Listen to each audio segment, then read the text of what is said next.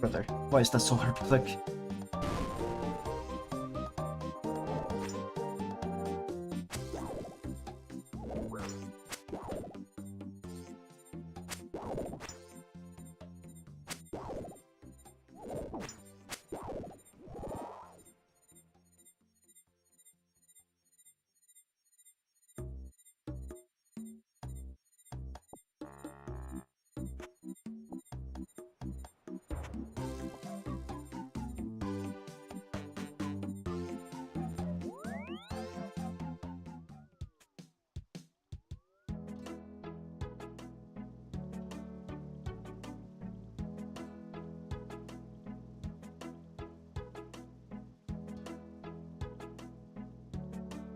Sorry, where the fuck did that imp go?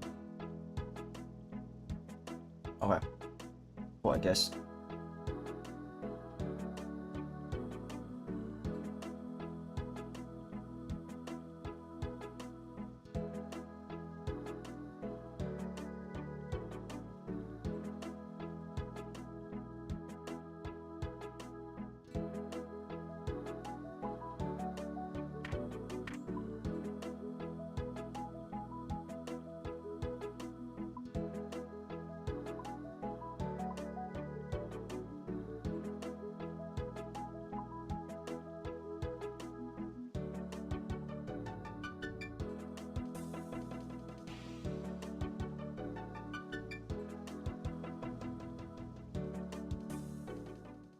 Aren't there like ogres everywhere over here? Like, why are they making me do the really shit ones? Like, go to the really far ones, I mean. Does he not count?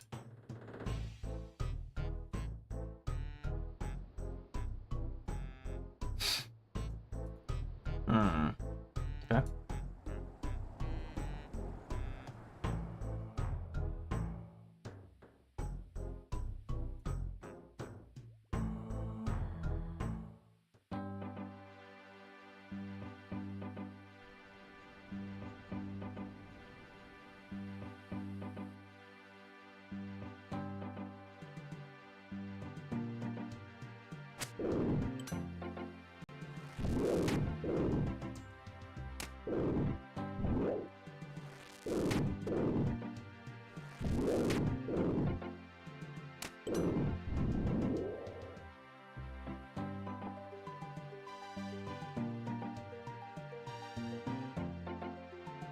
Fucking wolves, man. Well, and I ended up coming here anyways, so there's no way.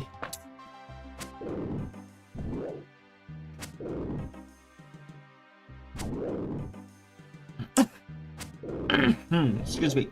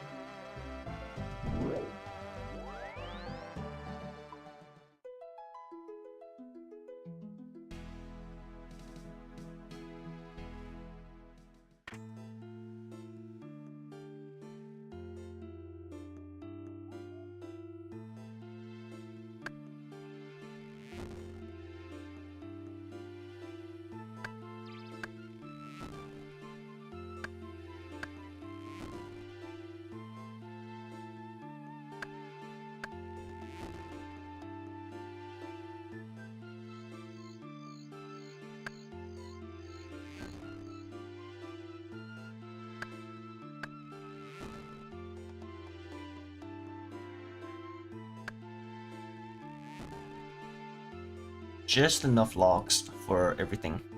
Need 9 for the 9 bones that we're handing in right now. Jesus Christ, we are finally done with this fucking quest, bro. We started this quest so long ago. It's not even funny.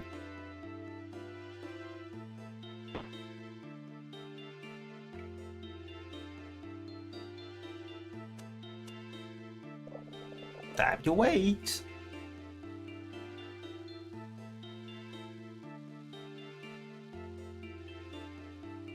Oh my god, what the fuck? Please hurry the fuck up. Thank you.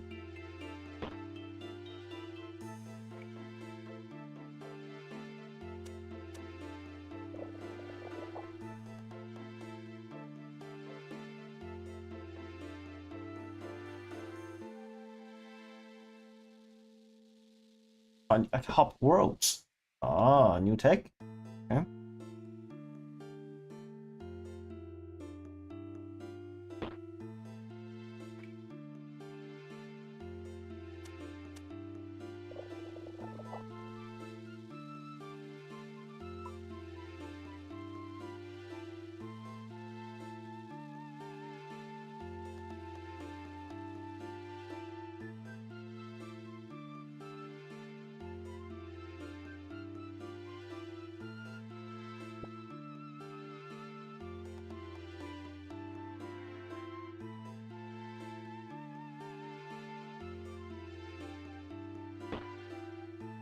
That was weird.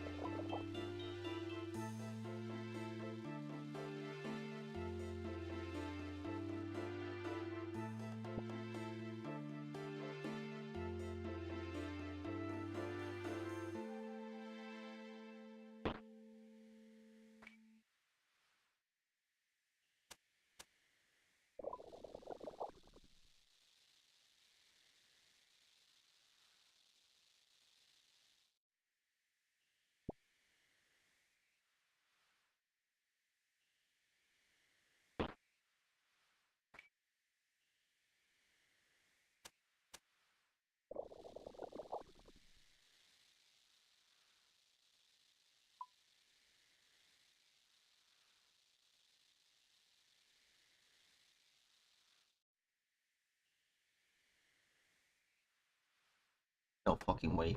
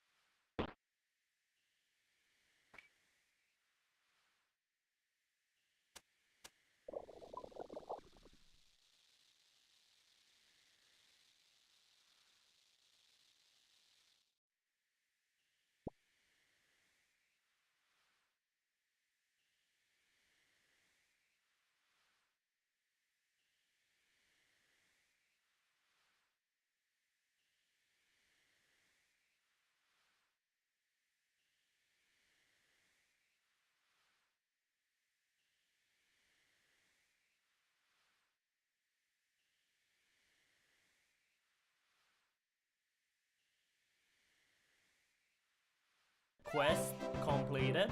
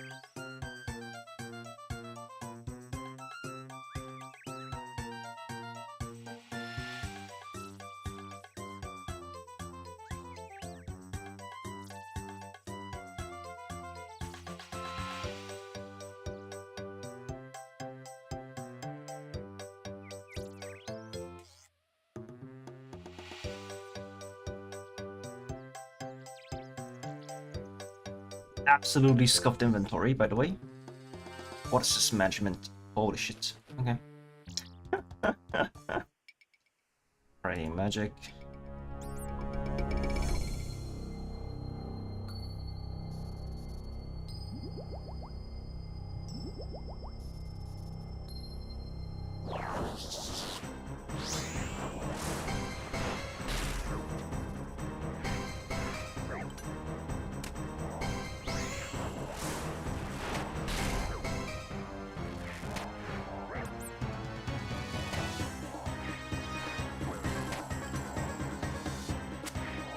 Oh, we brought the Dragon Simi this time. Instead of the Zombie Axe. Okay. It's probably fine.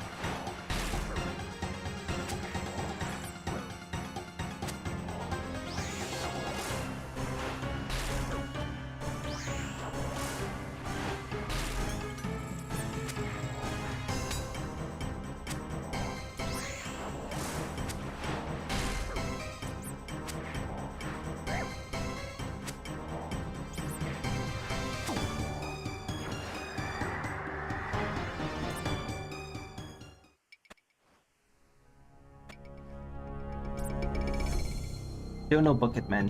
What the fuck? 29 KC, no bucket. We are so unlucky. Oh my god. Send help. Fucking hell, man.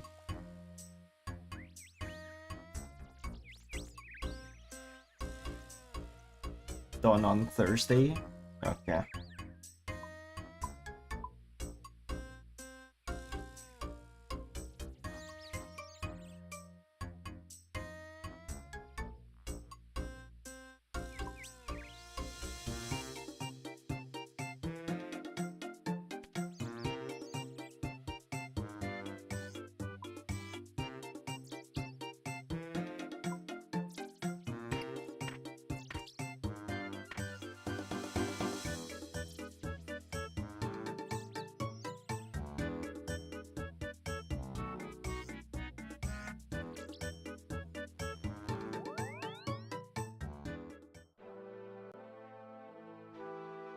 Yo, morning, Cujo.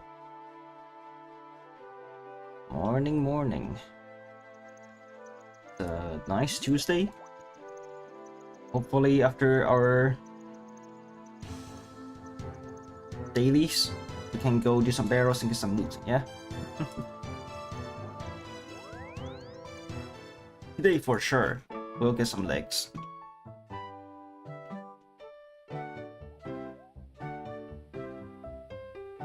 Yeah, I also need to get rid of this egg in my inventory.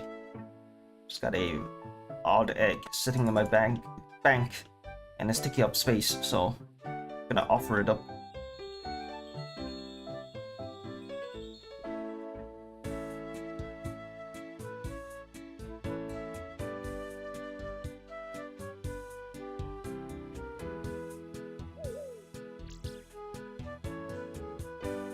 What's this?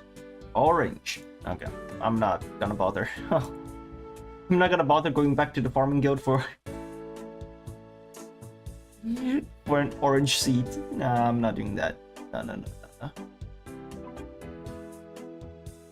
Hell no. Yeah, I've got two slots left in my bank. Not looking great. Yeah, let's just go to our allotment.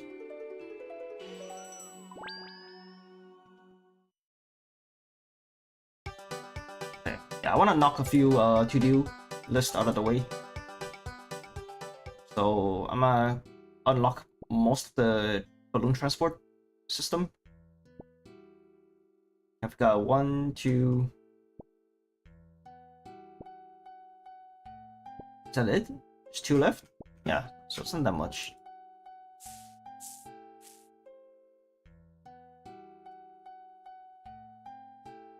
I also kind of want to do, not necessarily Land of the Goblins. I mostly want to do the Final Down, but that quest is gonna take a while to do. So I think if we're gonna do that quest, I'm gonna wait until we do a few Barrows runs first. Yeah, I don't wanna do the quest and have it take, you know, the entire day and end the day without advancing any KC on Barrows. Because I really want to graduate from Barrows. I've had enough. Enough is enough. 90 KC is enough. I'm done. I'm done. At this point, I'd even go do moons with just a Barak set, or even a Gutton set.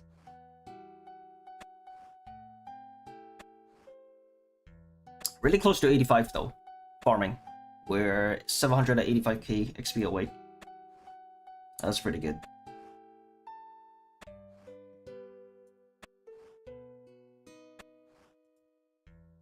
Also have a ton of planks sitting in our bank, waiting to be converted into XP.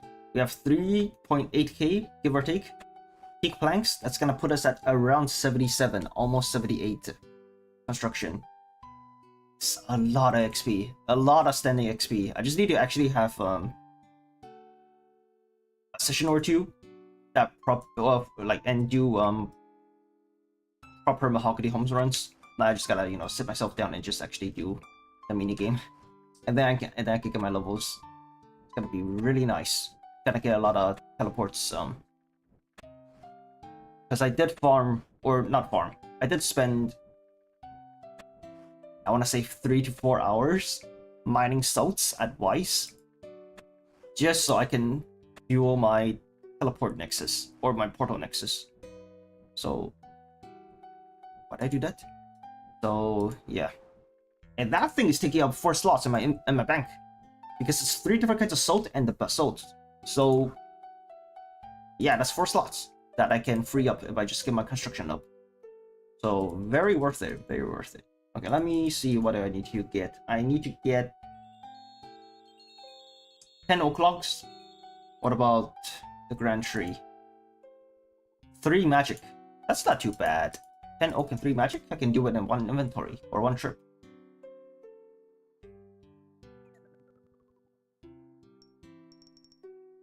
I'm gonna bring these.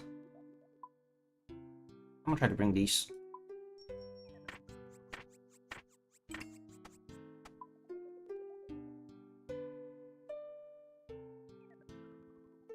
Hello? Yo, this ping is really insane. Can't even back my items. Alright, 10 oak. Perfect. And 3 magic. Only 3. Interesting. Alright. Oh, do I need a tinderbox? No, I don't. Whew. Close. I thought I needed one. I mean, if I needed one, I could just grab one in Draenor, but I would have been an extra trip for no reason to the bank.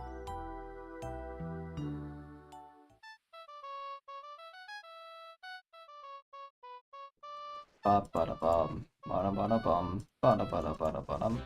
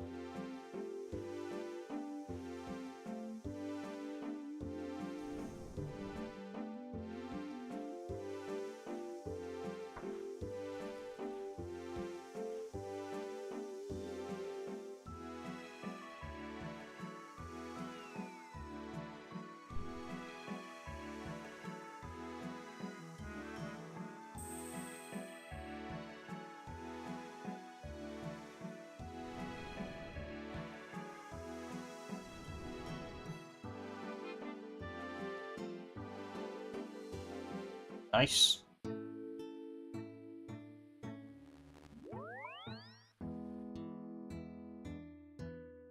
There we do. Grand Tree. Balloon.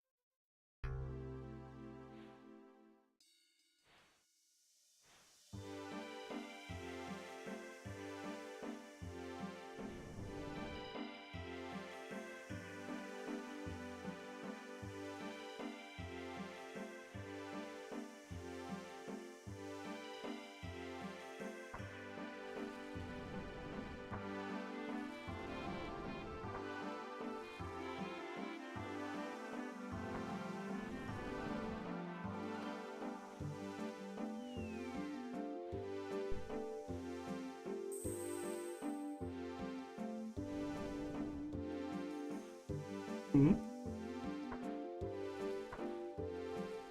Cool terrain. Oh, it's the waterfall quest.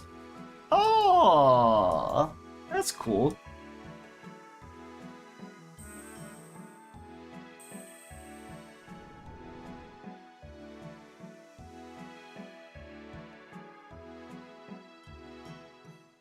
Nice.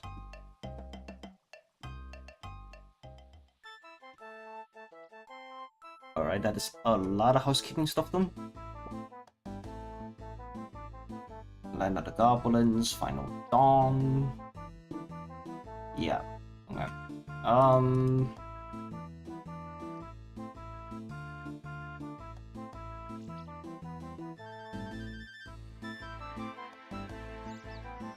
Yeah, alright, let's do Barrows. I think that's everything that I wanted to do for now. We'll do Barrows, and then we will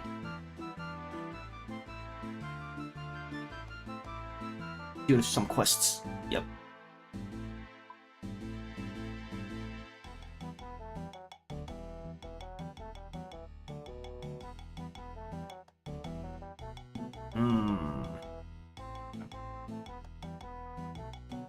I do need to spend a session or two AFKing to get my imbued Slayer helmet.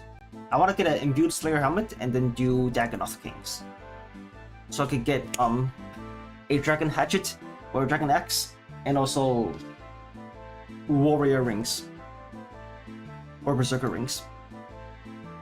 Yeah, those are gonna be nice to have.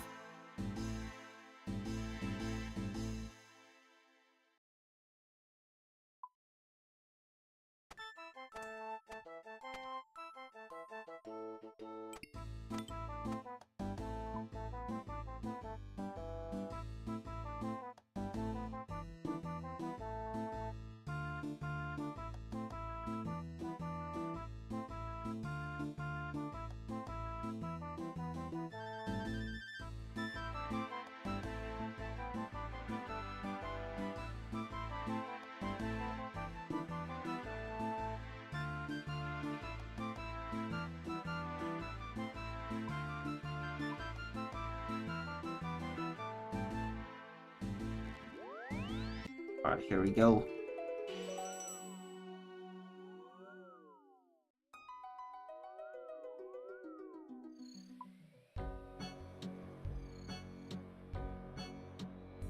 Really close to leveling up our defense too. Once I do that, I think I'll switch back to regular casting to get more magic XP, and then actually I can just do that right now. I don't wanna.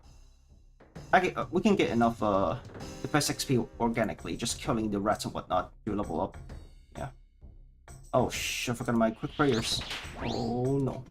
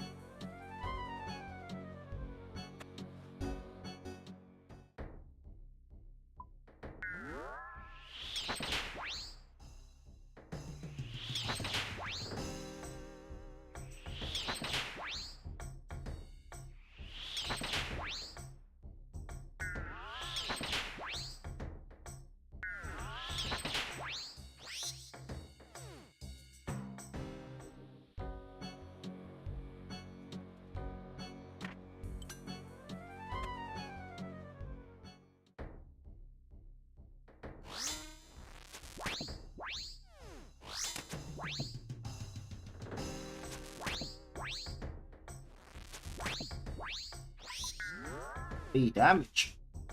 Damn. 3D specs and he's dead.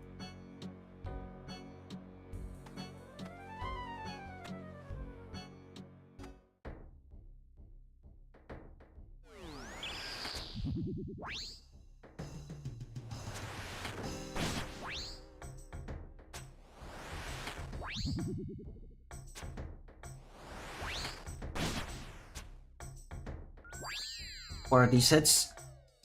What are these hits, man? We're hitting zeros and ones. Bro. Oh, we're kind of close to leveling up our range too. It's not bad.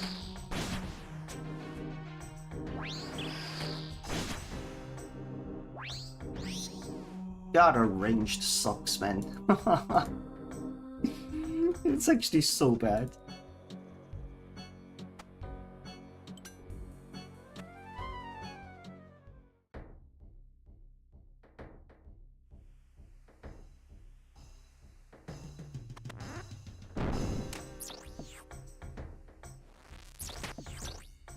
Oh, 1.3k from level up. Getting there. Oh, we're here. Ready? Oh, that was a pretty fast weapon swap. Holy.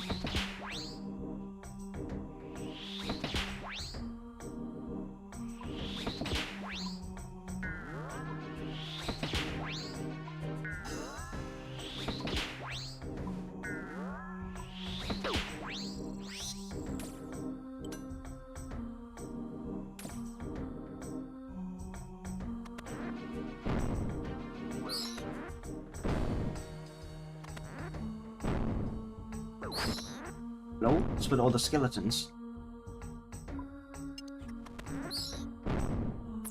No. No. Let me through. Oh, right. Nice.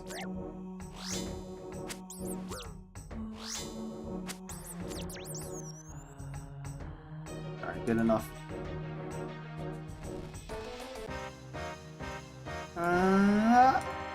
Whatever, man. First just play. Whatever. Whatever. At least we got some death runes. Yeah?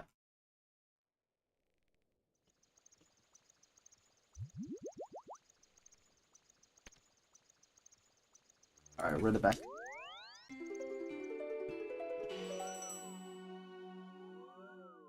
Oh. Where am I going?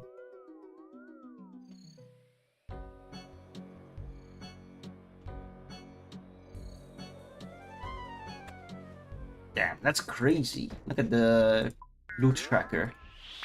31,000 mined runes lifetime. That's probably only 3/4 of what I actually got though from Barrows, because we do have a few KC. We've got like 30-ish KC, 31-ish KC on our other computer. So that loot isn't tracked over here. So wow. And that is a lot of mine runes. What am I gonna even do with those?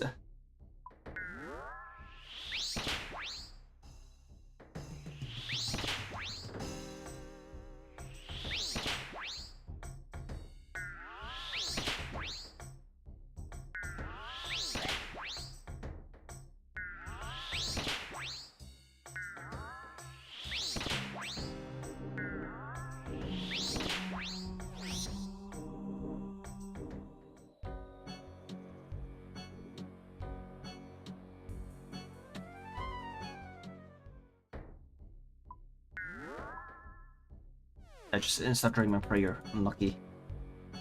Turned it on at the wrong tick. Or I did bad tick, I mean.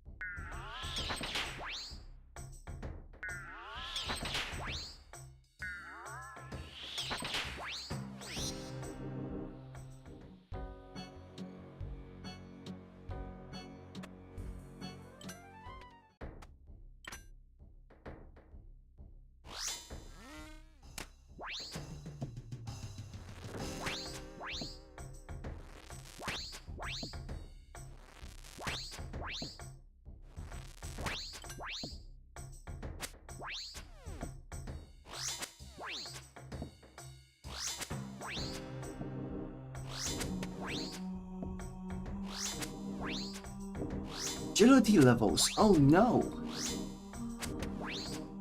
Bro. Come on, get a hit in.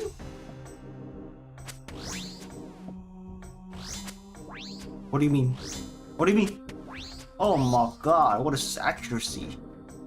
What?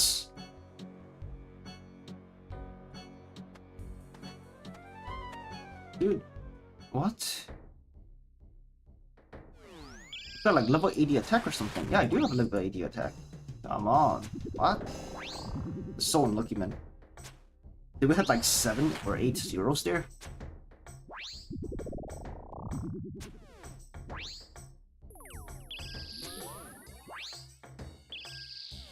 Okay, we're a little luckier here though. Did I jinx it? I fucking jinxed it. Oh no, help! Get me out! I've actually got rid of prayer. Holy shit, man. You're not serious.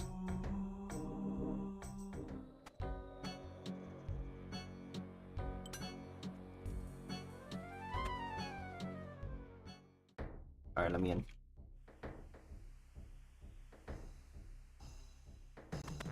Oh, skeletons.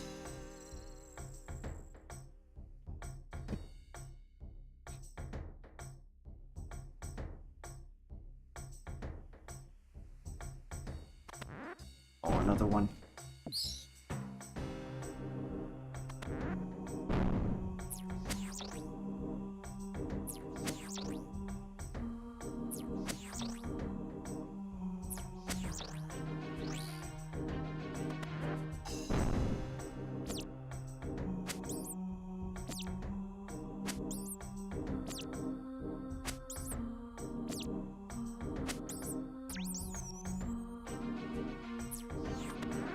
I knew it, man. Oh, what the fuck? Yeah, I can smell him all the way from here. I knew he was gonna show up, like pretty soon. Bro, he just bumped me for 21. That is wild. Alright, see ya, nerd.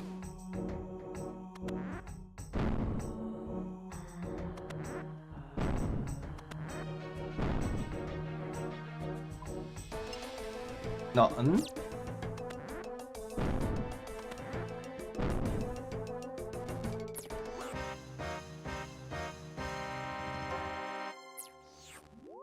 Well, I mean, it's 200 death runes, right? Can I really complain?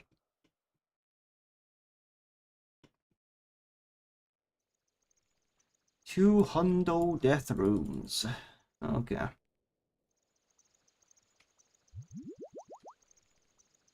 Is it time to switch to death runes? It's gonna slow down our runs by a lot. I'm gonna try to get 15 runs in today, before we do something else. It's gonna slow down our runs, but we are kinda swimming in death runes after all these Barrows runs, so I kinda wanna save on my blood runes instead. Oh, but we'll see. We'll see how it goes. Last time I tried to use death runes, I got impatient after maybe like 8 runs. So, yeah. We'll see how it goes. Because it does slow down your kills by a decent amount. Maybe like a minute or so per run.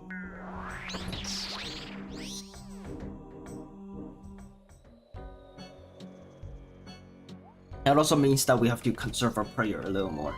And we have to be a little more mindful with how often we're flicking our prayers.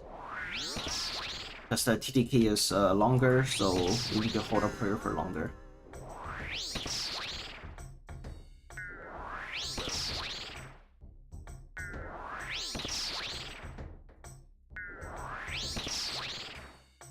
He's big.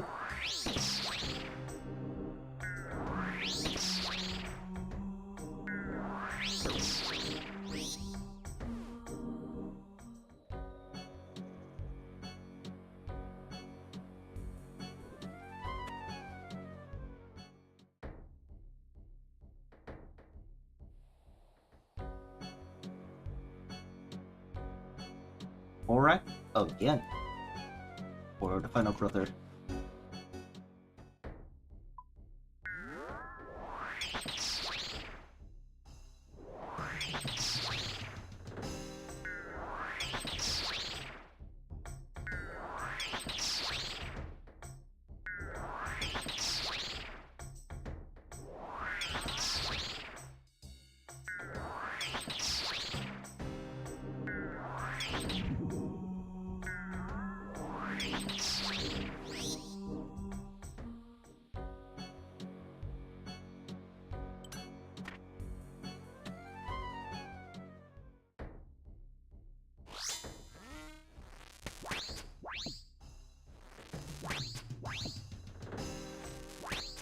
Oh, are we gonna level up? No, we didn't level up. We're really close though. We are super close. We're like a trip rat away from leveling up.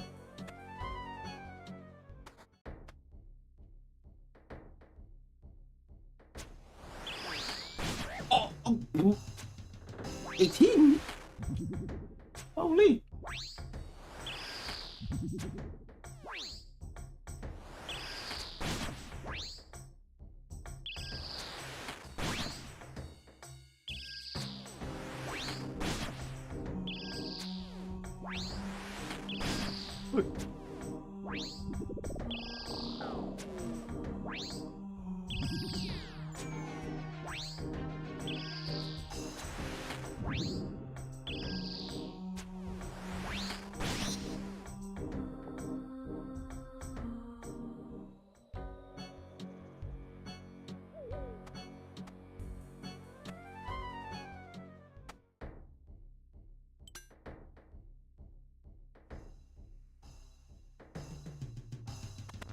Oh.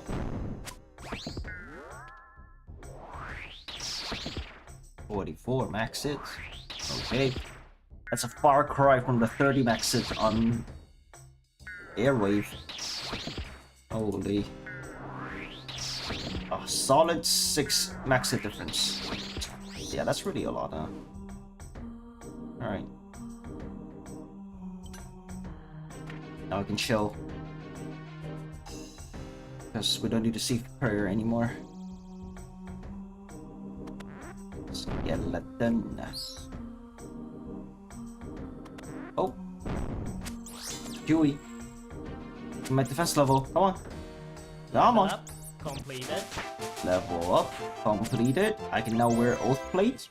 Well, that's not gonna fucking happen anytime soon. That's for sure. Oath Plate. On this Iron Man account? Very likely. Alright. How long is it gonna be until we're able to do Yama? Alright, whatever, man. Whatever, man. I'm just gonna go at my own pace. Just gotta take it easy. We'll finish the moon sets before we worry about Oath Plate, yeah?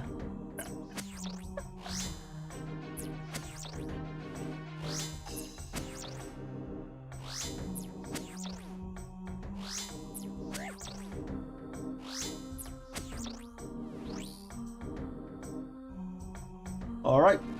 Collection log slot completed. Maybe another 50 chests, yep. Wow, we got more death runes, so... This trip was basically free. The trip paid for itself and more. Wow.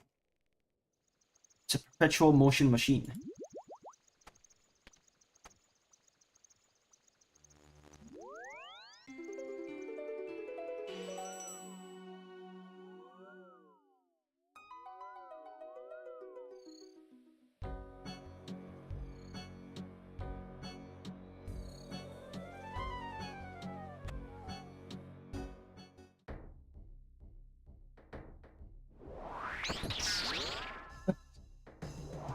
I was so late. I was so late with the prayer. Alright, it's okay, it's okay. It was a 4 HP Garrock anyway, so what is he gonna do, huh? Hit me for 60?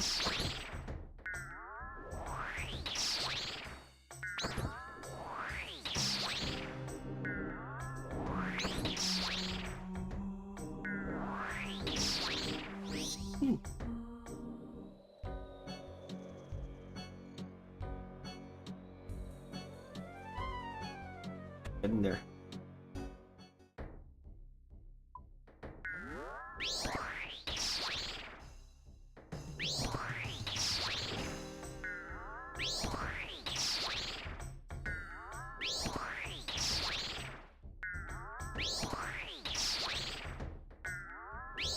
Man, I love Barrows so much.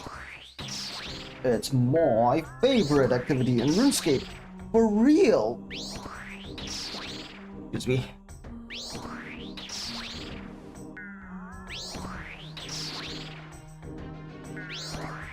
What? Okay. Got a cheeky little last hidden.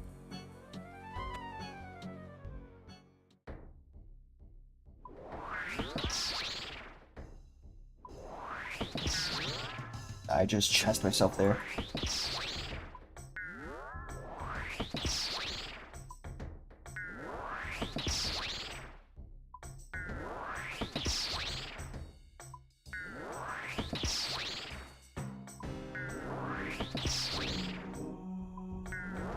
What are these numbers? 2 1s and a 4? Oh my god. And I missed the flick.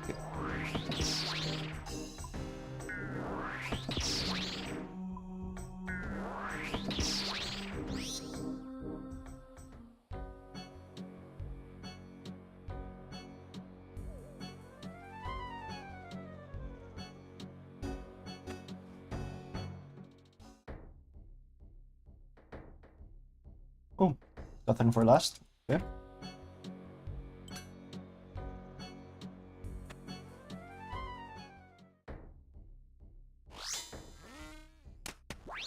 Oh, I'm changing textiles here.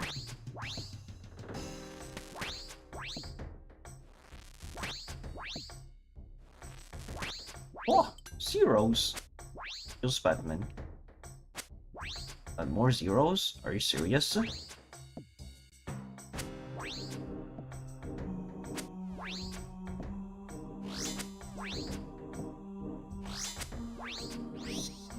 That took a while.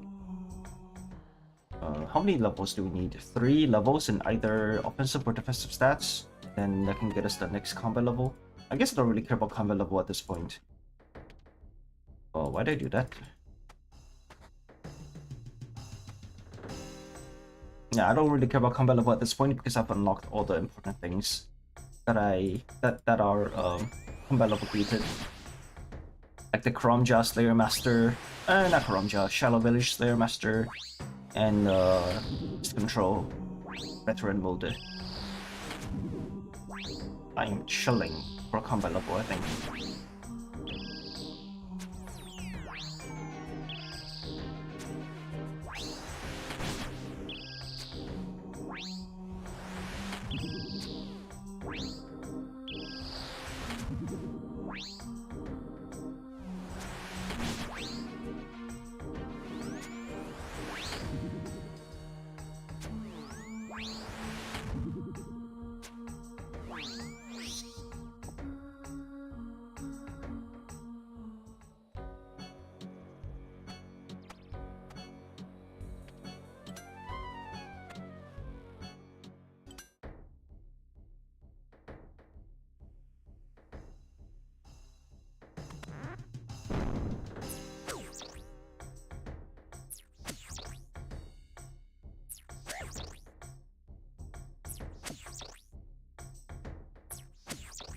Ooh.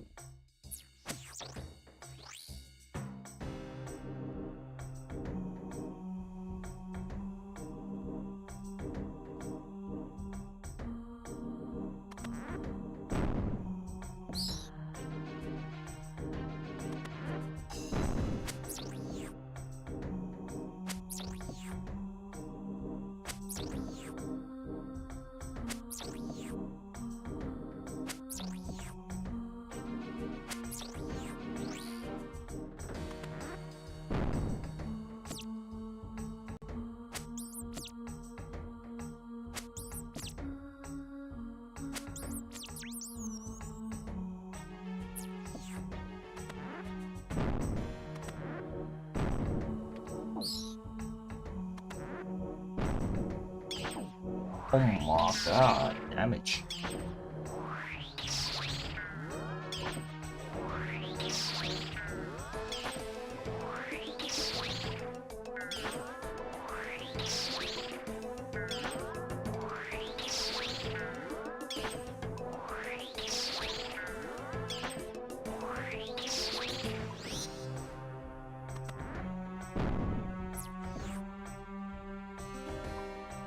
And this is what chest number 5 today.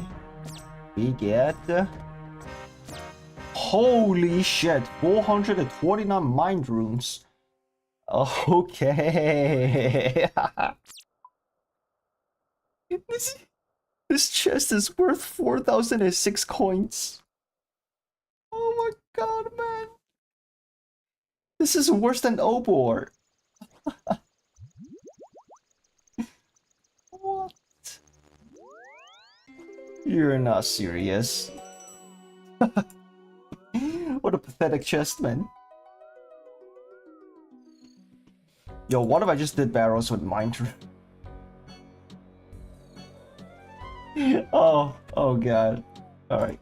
We're sure to make this more fun, you know, and not more of a suffering. Because, yeah, this is slow enough as is. I think last time we timed it, we were like 6 to 7 minutes per run, right? And I think that was with blood runes too, like, airwave. Yeah. Yeah, let's not spend any longer here. Please, let this be the last one.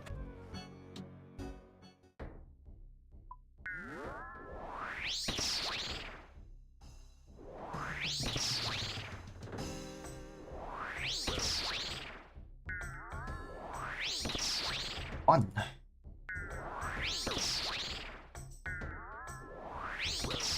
Dude, this guy's hitting harder than me. He's hitting back-to-back 10s. That's wild.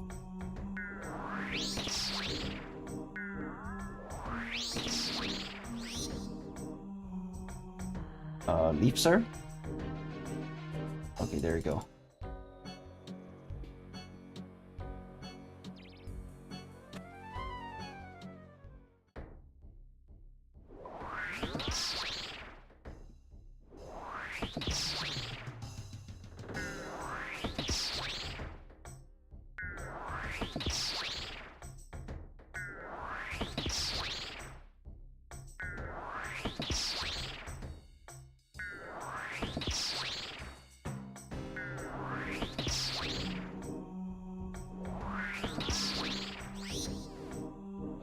Lie.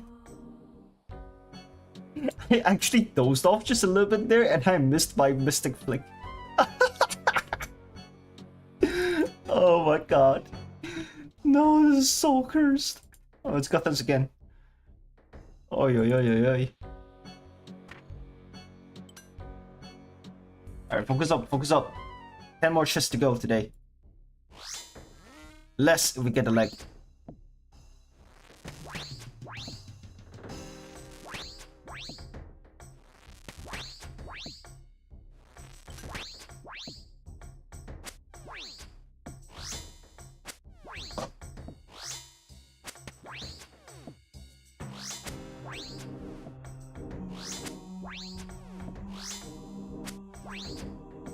I land a hit. Please. Okay, thank you. Oh god, man. Arams.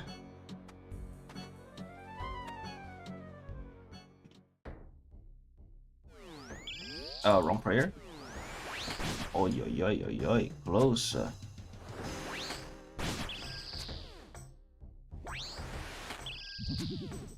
Big hits. Small hit. Small hit again. What the fuck is this? Okay, there you go. Yeah, yeah. Add a 0, please. don't just hit the 1. Come on, like what the hell? Missing a digit here with our hits on our room crossbow. Right there.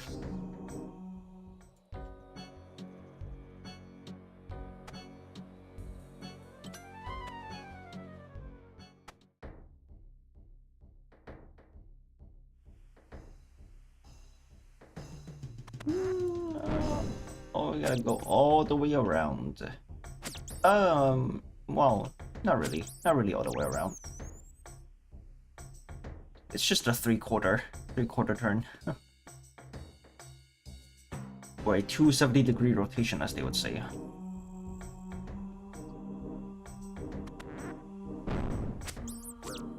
Oh, traded blows.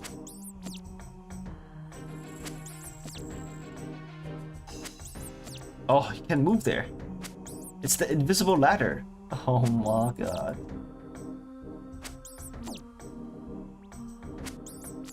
Alright. That's 2 KC, right? We need one more? Let's go one more here.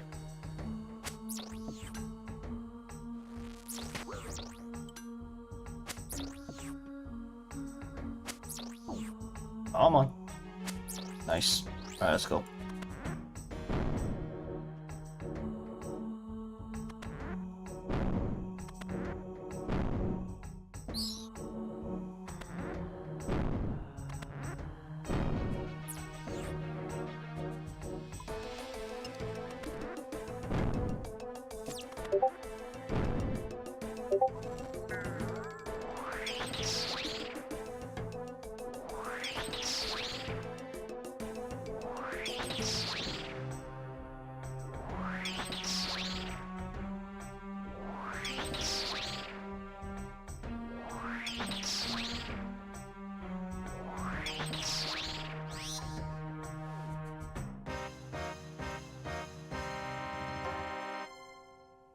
At least we got some blood runes, yeah.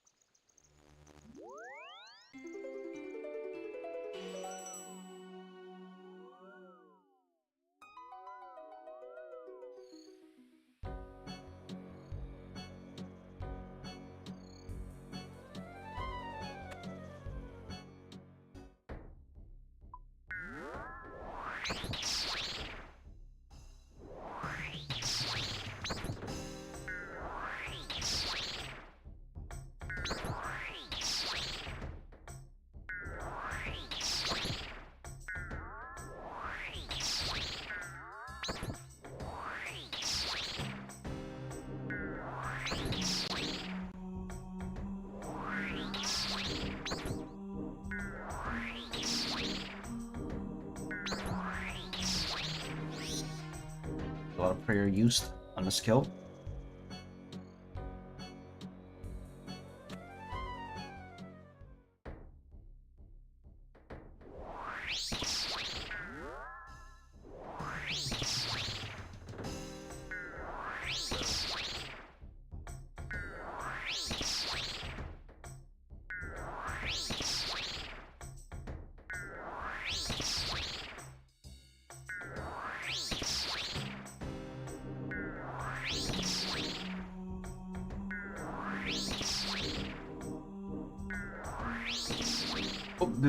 Oh, what do you mean?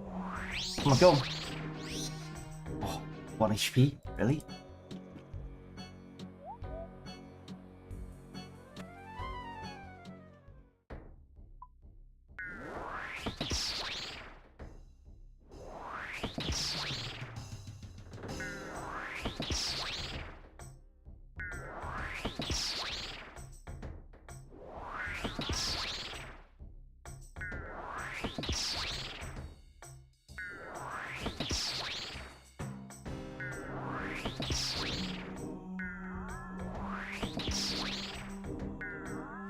Barrows is 19k magic XP per hour?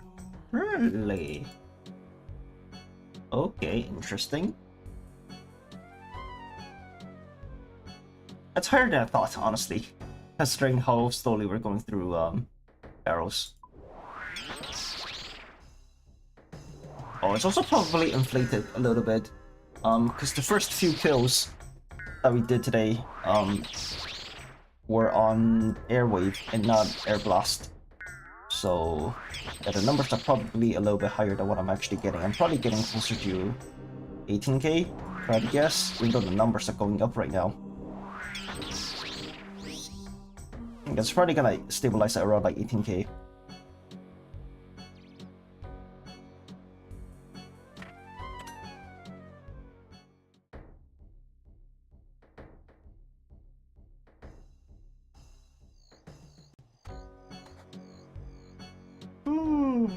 Excuse-moi. Excusez-moi. Excusez-moi. Speaking of the French, yeah, the meeting today was actually with the company from Canada. I mean, they're based in Montreal, but they have colleagues and labs in Quebec as well.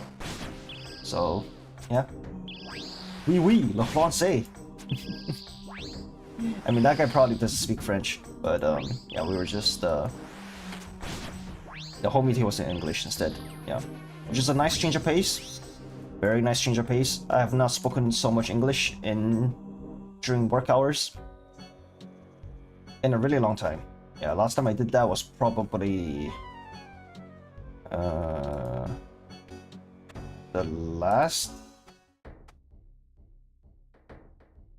the last expo that I went to. That's not Semicon, the one before Semicon, because in Semicon I had to do a different thing, so I was actually manning the stands, so I actually didn't get to talk to any what do you call it? Prospective clients? I mean, they're not even prospective clients, they're just like people who are interested in our booth and coming in to check it out. Like passerspies. Yeah, they're more like passerspies than potential clients. But yeah, didn't get to talk to anyone at Semicon because we were like, I mean, I was giving a talk instead on AMD like related stuff. So when does the expo before that? Is it Computex? That will put us at around May. Oh my god, last time we spoke any English on the clock was in May. That is so fucked up, man. Well, good thing I'm like kinda streaming almost every day. Kind of, not really. I mean, obviously we're taking like Sundays off all the time, but yeah. Dude, I cannot imagine how disgusting my English is gonna turn out to be if I just go, you know, 3 years without speaking English. Like I would have if I just didn't stream at all. Like if I just didn't stream at all and then I just go to work and then I just go home and I just, you know, do my own thing off stream, like I would not be speaking a lick of English. I'm actually fucking terrified. That'll be fucking vile. Oh no, that's Kirill. Hold up. Wrong brother.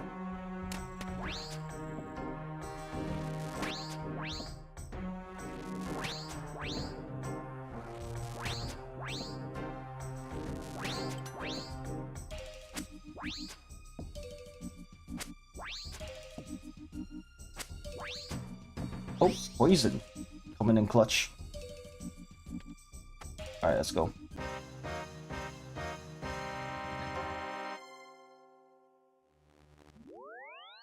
Did I say how much I loved Barrows today? Yeah, I love Barrows, bro. That's my favorite boss.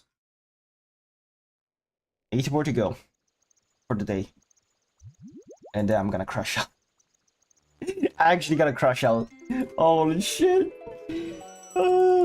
Yeah, I'm gonna do some quests after 8 more chests. Icon. Dude, if we go dry for another 3 days, like by dry I mean like no uniques, because we have not gotten a unique in a really long time. If we go dry for 3 more sessions, I'm just gonna say fuck it and go do rooms with room plate legs. It's not even room plate legs, it's better than that. I'm gonna go in with ancient plate legs. That's a lie, I have an ancient room full helm. What I am going in with is a Gothics plate legs. So it's just room plate legs, but with a +1 prayer bonus. Yeah. Yeah, I am not gonna suffer through any more Barrows if I keep going dry. This is not okay. Alright. You hear that, Jagex? I've laid down my ultimatum. Give me something. Come on. Give me something that's not a dupe. Give me any legs. Any legs. Or give me any Darrock piece. I'll take any Darrock piece, or any legs at this point. Ideally not Aram or Karel legs. Ideally some kind of melee legs, but I'm not gonna be super picky at this point. Although I will be really upset if I get a dupe. I'm gonna be salty as fuck if I get a dupe. Oh, yeah. Oh my god, man.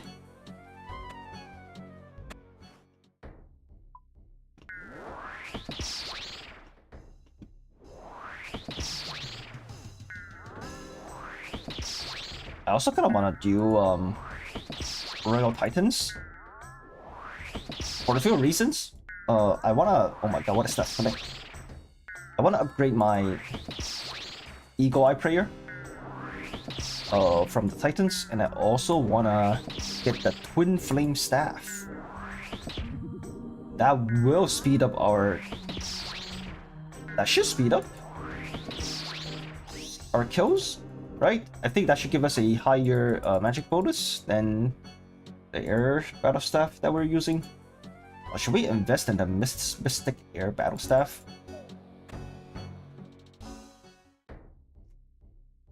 That might be worth actually. We're using this thing so much for Barrows. I mean, we're not super inaccurate with it. We're just getting unlucky with the damage rolls sometimes. It's not so much the magic accuracy that we're worried about, or that's like delaying the runs. It's more so the ranged accuracy. Yeah.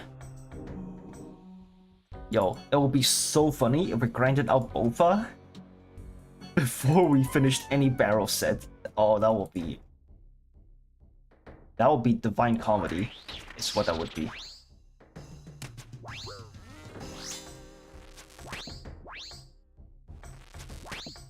Holy damage.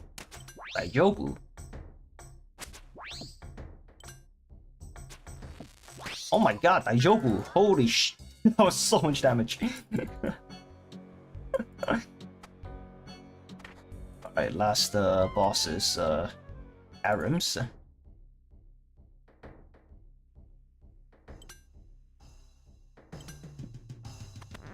Skeleton. And the door's all the way over there. Okay, cool.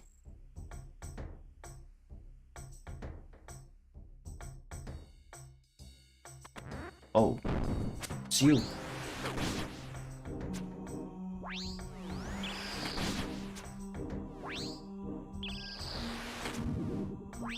Okay. Get him. Get him. 4 damage, I'll take it. Better than a 0. Like, yeah, exactly. Right there. Better than a 0.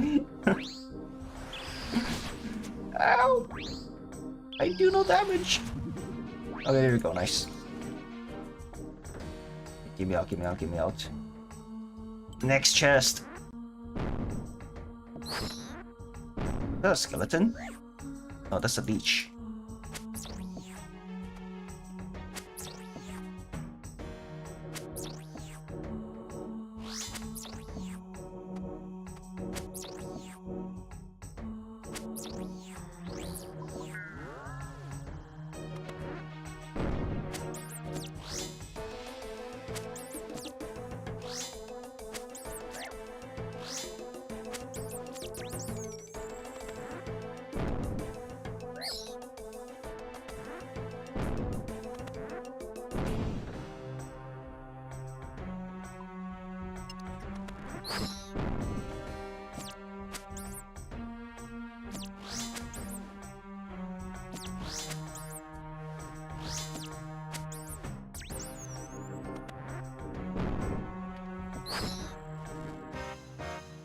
Ooh. That's a lot of blood runes. Actually, that chest was about as good as a non-unique chest could get in Barrows. Not bad. Not bad, not bad. Honestly, not bad. Alright, 7 more to go.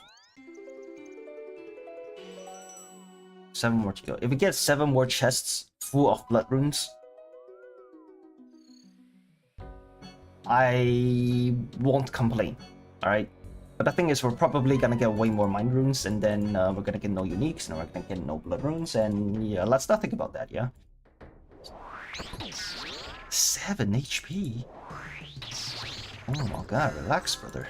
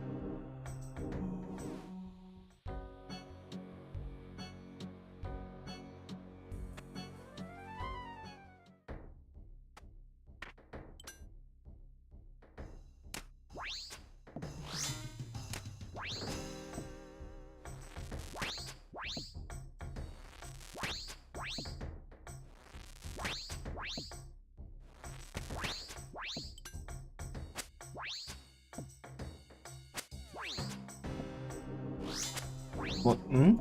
What do you mean? 3 zeros back to back to back? Okay.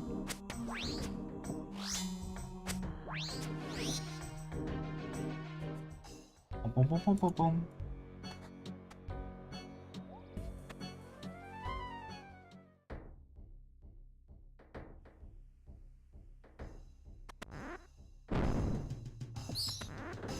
Oh shit, he's here.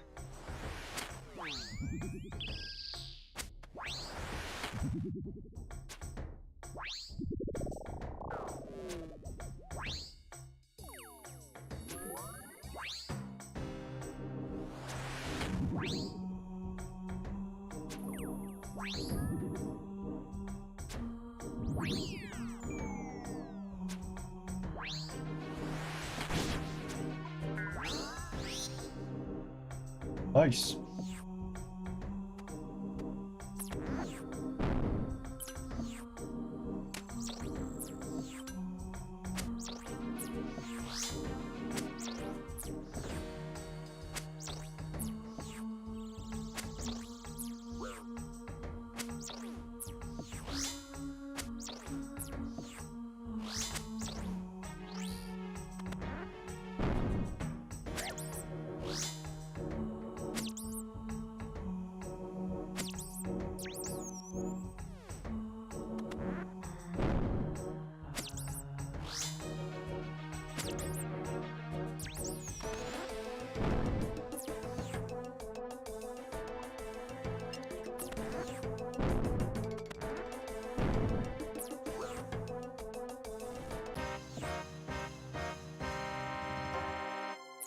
Holy shit, man.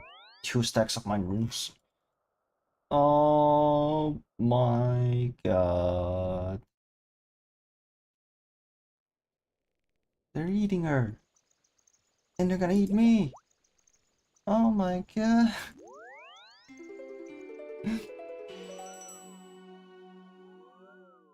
Alright, 6 more to go.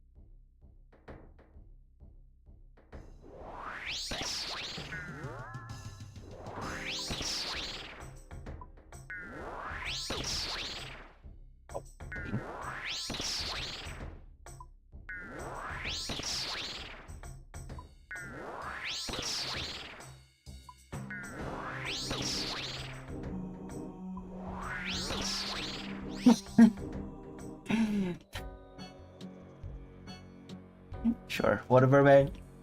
46 damage, I'll take it. I'll take it. Whatever. Okay, thorac pit. Or crypt, I guess. It's the more accurate word.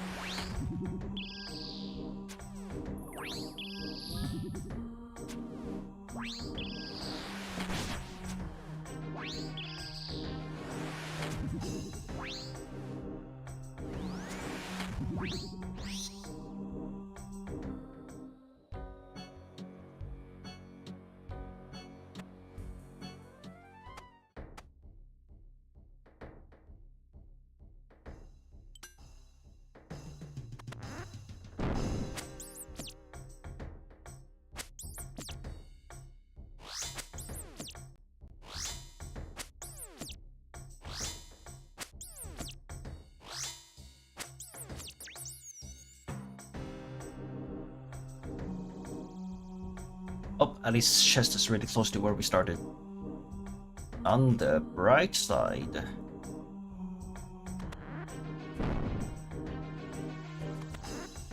Oh.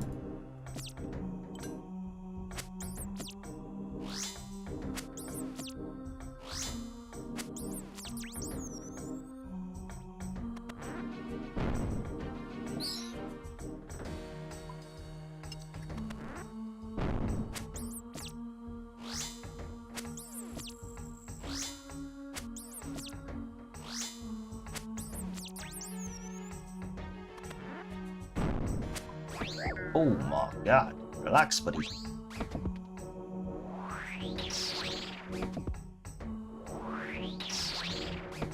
That drained a lot of stats. Okay.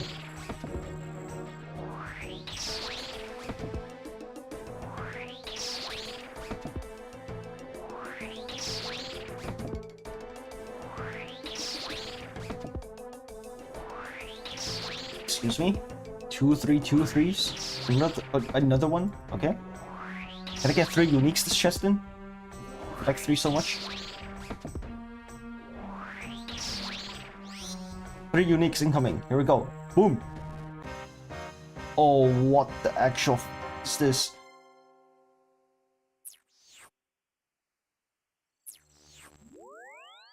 Ew. I mean, blood runes, but ew. What the f—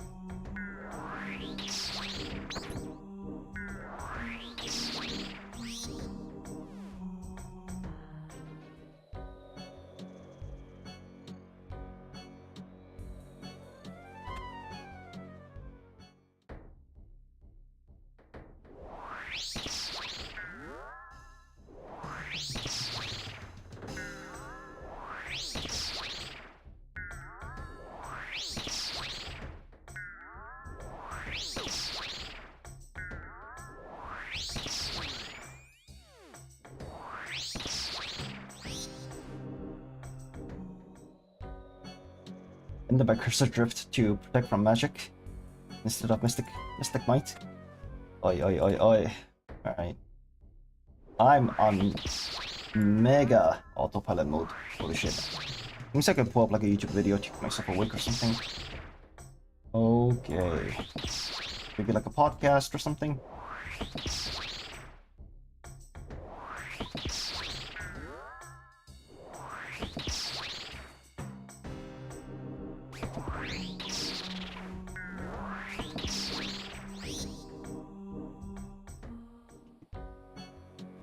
Oh. A ruby. Okay. Actually, not bad.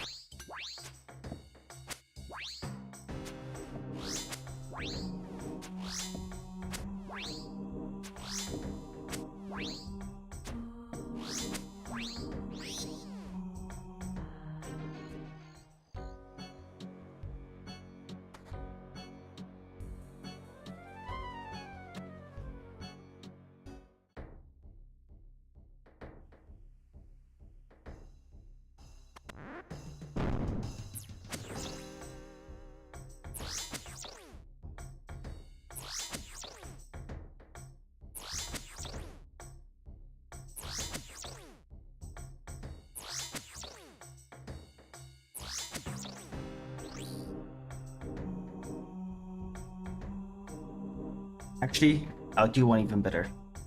I'll listen to my lecture recording to prepare for next week's midterm.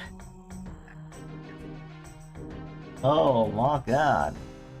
iPad. iPad. Two-factor authentic. What do you mean I need to do two-factor authentication to access my fucking school account?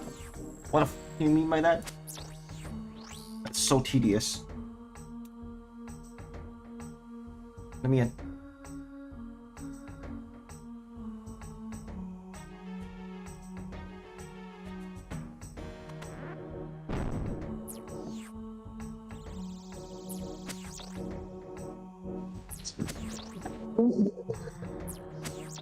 No. I'm gonna watch a more recent one. I watched the one from last week, actually. Not last week, last lesson. So that's like 2 weeks ago. Let's get started. Yep, let's get started. Yep. So today we only do 1 hour because I have a presentation in Taipei this afternoon. So we need to finish around like 11 today. Okay, And poggers. tomorrow, like we invited a professor from US to give us a talk in AB 101. So like for guys, if you join online or in person, then you can get 2 points bonus on your I got that actually. score. Okay, So 3 extra that is credits. the head-ups. Then today I only prepared 2 Q&A because there are a lot, but I don't think I have that much time to go through all of them today. So probably next time, then we'll have more Q&A about the skateboarder and interrupts together. Oh, one more thing, as next week actually we'll have no class, so actually it will be in 2 weeks for our next lecture. Okay, so the first question, I think there's a lot of you are curious about, like, because as you know, last time we say when we were doing the context switch, there is a thing called plus TOB. But in current architecture, no matter you are using the Intel or RISC-V or any AMD, actually there is a thing called TOB PID tag. So or another name is about the address-based identifiers, so ASID. So actually this kind of ASID or TOB PID tag is about for each page table entry, it will have one tag to identify which process it is belonging to. So in this case, if each translation plus their PID, like it is not really necessary to do the plus every time, and it is also correct. What the fuck do you mean it's a like dupe? this function is supported from Linux kernel 2. I don't even have half the collection log, so just like and you're giving me 2 dupes already. So oh, I love it. I love it so kind of much. Enable on the CPU, you don't really need to do TOP flush every time, but there are still some special cases you still need to do a TOP flush. Fuck, man, it's not even a melee this piece. is also the reason why, remember in this slide, so this flow chart is from Linux kernel 4.4. So it's like barely better than Plicity Height and Magic Defense. ASID enabling for the CPU, but the reason why man. here still comes a plus TOB function block here is because actually there are a couple more, but I only list 2. I think it is quite important. And rewind. I wasn't paying attention. What'd you say? Flush. So actually, this is also the reason why. Remember in this slide, so this flow chart is from Linux kernel 4.4. So under this Linux kernel version, actually there has already ASID enabling for the CPU. But the reason why here still comes a plus TOB function block here is because actually there are a couple more, but I only list 2. I think it is quite important and it's easier to understand. The first one is page table changes. So what do I mean for page table changes is, for example, your virtual to physical address, your physical address changes. So at that time, you need to update your page table. And because TOB tag is only to identify which process you are belonging to. So it doesn't really have a response to the update on the page table. So you can think about for process 1, it has a virtual address, maybe let's say like number 0, and it maps to the physical address number like 1, something like that. But when you change the physical address to number like 2 or 3, actually the TOB tag cannot help on this. So in this scenario, you still need to flush the TOB. So the timing for the pH table changes actually happens a lot of times, but copy on write is I think it's the most general thing and easier to image, because when we're doing the copy on write, we need to update to the new physical address, right? When you are going to write a patch, then we are going to do the copy to the other patch, so you need to up the process page table to be updated. So this is the first case. And the second case is a more system stuff, because when we are saying we are using something like tag stuff, actually tag usually is a 8-bit or 16-bit string, right? And for example, if you're using an 8-bit string, then it means like you can have at most 256 tags, right? From add 0 to add 1. So you have 2 to the add, you have 256 possible tags there. So it also means you can only identify at most 256 process. So when in your system, your total number of process is more than 256, then you need to do the ASID reuse. So ASID reuse is you need to reassign the ASID. And because the ASID changes, so you need to do the TOB flush. So here are two very, I think, common cases that kernel needs to run the flush TOB. So in addition to these two scenarios, like if there's nothing changes on the cache table, then kernel will not do a TOB flush during the command switch. Okay, so this is more about the TOB flush stuff. So there's another question is about how to avoid CFS triggering rescheduling frequently, because there's CFS. CFS is completely fair scheduling. I think it's got its own issues, I think. Oh, it might just be like rescheduling, what he's talking about. When all processes have the same priority, they reschedule frequently. Preemption only happens if the V runtime gap exceeds the wake-up granularity. I understand. Yeah, okay. So CFS would reschedule processes, or on paper, it would reschedule processes frequently if they have similar priority. And to prevent it from just constantly switching from one process to another, which would just create a lot of overhead. Instead, we give it like a buffer, like a threshold. And like how PID controllers also have its own threshold, so that for example, a car isn't constantly braking and accelerating when it's doing auto trailing behind a second vehicle. Okay, that makes sense. What is it called? A virtual runtime gap is the buffer between priority thresholds. Great, wait, okay. I don't think that's going to be on exam though, but I mean, I guess it's a fine concept to have in the back of your mind. There's a scenario as if all the process in the system has the same nice value or has the same priority. Now, according to last week, what we talked about is like we need to reschedule the process if some virtual runtime is more it's more than others. Okay. The thing is, actually, in Linux, there is a thing called wake-up granularity threshold. So this threshold is a global kernel parameter. So before preempting the process, because maybe if we have two processes, P1 and P2, and for example, P1 starts to run first, and then after some microsecond, P1's virtual runtime might be larger than P2 because they have the same nice value. So if there's no this policy, then there's a possibility that P2 will preempt P1, and P2 will start to run in a very short time, and then its virtual runtime will become again larger than P1. Then P1 will preempt P2. So P1 and P2 will preempt itself in a ping-pong way. So to avoid this, there's a wake-up granularity threshold. So it looks like kernel will first check about the two virtual runtime gaps. the difference between two virtual runtime. So if the difference between two virtual runtime is larger than this threshold, then kernel will do the preemption.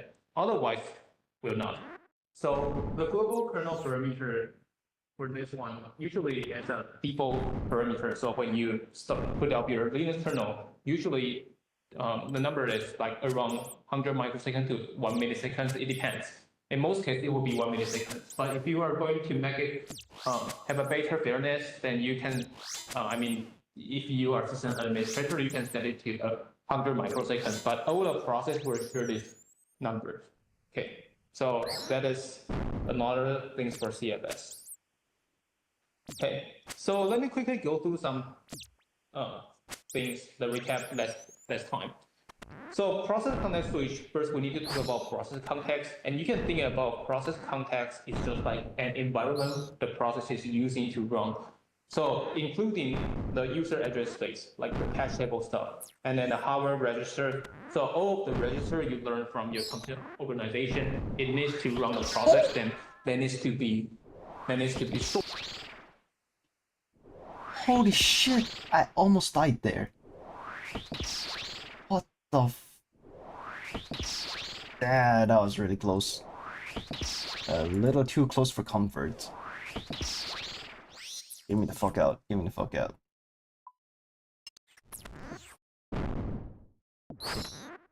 Back to back? No back to back. Okay, now I have 8s. Oh, you are not serious that you gave me a career body.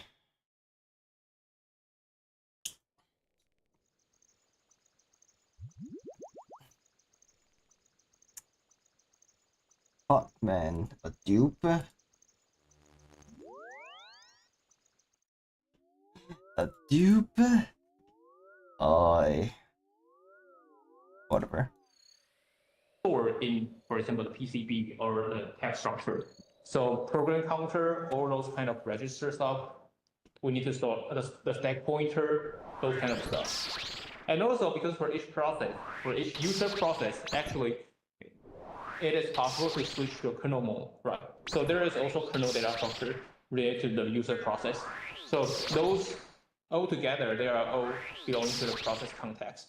So when you are going to switch your process context, then you need to switch those kind of stuff. Okay. So process. No, wait. Process context. What does it include? It includes hardware registers and 2 other things.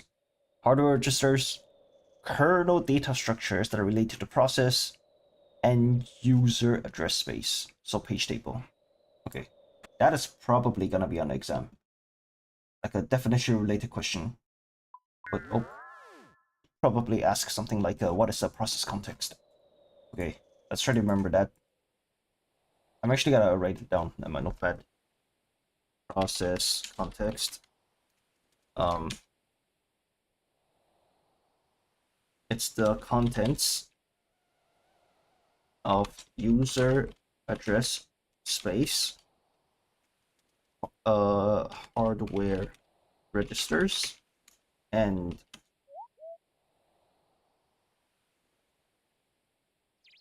kernel data structure related to the process. Right? Kernel data structures related to the process. Hardware registers is the PC, and user address space is the page table. Okay, I also need to study up on what nice values are, because I have no idea what the fuck those are, because I missed one lecture. GG. The context switch, usually there are 2 main components. The first is to switch the virtual memory mapping. So the main part is the cache table. So because we are going to switch from one process to another process, so we need to switch a cache table. So you can think about if you are going to switch from one process to its own thread, then it still need to run a switch -mm because kernel cannot, at that time, kernel cannot identify you are switching the process or thread. But when kernel starts to run the flow, and then kernel will find actually you are going to switch from a process to a thread. So actually the switch MM will not do anything, or sorry, will not do too much of things because there are still some registers they need to maintain. Okay, so that is for switch-mm. And switch 2, actually, it is about a set switching. So including the process register, architecture specific set, and so on. So here are all like possible things it needs to do. Okay. But yeah, that's just a lot of details. So if you're interested, you can go to check about each about it. But again, this any of them will not be on your exam to ask you about what is that's about. And if I remember correctly, there's a question is about like, there's a preprocessor data area. So for this PDA, this is belonging to the user process. Actually, most of the things here, they are belonging to the user process, not the kernel. Okay, there are only very few, for example, update review set. This is quite related to the kernel, but most of the stuff, those are for user process. Okay. Okay, so one important thing is actually in the systems there are a lot of switching stuff. So actually there's CPU mode switching from when there's a process and it needs a help from the hardware and it submits the system code. Then there is a switch from kernel mode to user mode. So this is a CPU mode switching. And there is also process context switch to switch the process like from one CPU out and then to switch in another process. Okay. So before switching to kernel mode, CPU should set user mode context. So actually this part is very similar to process level communication. Or I should say, actually, process level communication and CPU mode switching actually they are very similar idea. They have the same concept. The difference is how much of information the system, the CPU, needs to set back to the memory. For example, if we are doing the CPU mode switching, actually we don't really need to do, for example, you don't really need to do the hash table setting, right? Because the user mode and kernel mode there, it doesn't really change the hash table. So you don't really need to do the switch MM stuff. And even for switch 2, most of the stuff you don't really need to change because your kernel is the same. And the only thing you are going to set is some user level register because you are going to switch back to that user process after finishing the kernel stuff. Okay. So here are the things like you need to set for user mode, for example, the program counter, because you need to know where is the point you call the system code. So after handling system code, you need to return back this program counter. So usually program counter you can think about a specific like physical address in the systems like that. Okay, so when we say set context, we generally mean to write back all those registers to the corresponding process descriptor or the text structure in the main memory. Okay, so let me use this quick example to finish the recap. So this is how to run system code. Oh, before running the system code, actually the reason why we need system code is for the user process, for most of the user process, or for all the user process, actually they so when they are going to access the hardware device, they need the help from operating system. So system code is a bridge to bridge the user process and the